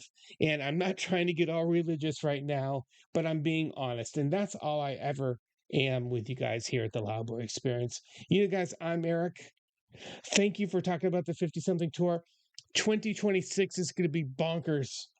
I really think it is. Whether good, bad, and the ugly, and everything in between, we're going to cover it here at the Loudboy Experience. Guys, thank you so much. You guys have a very happy new year, and I'll see you in 2026.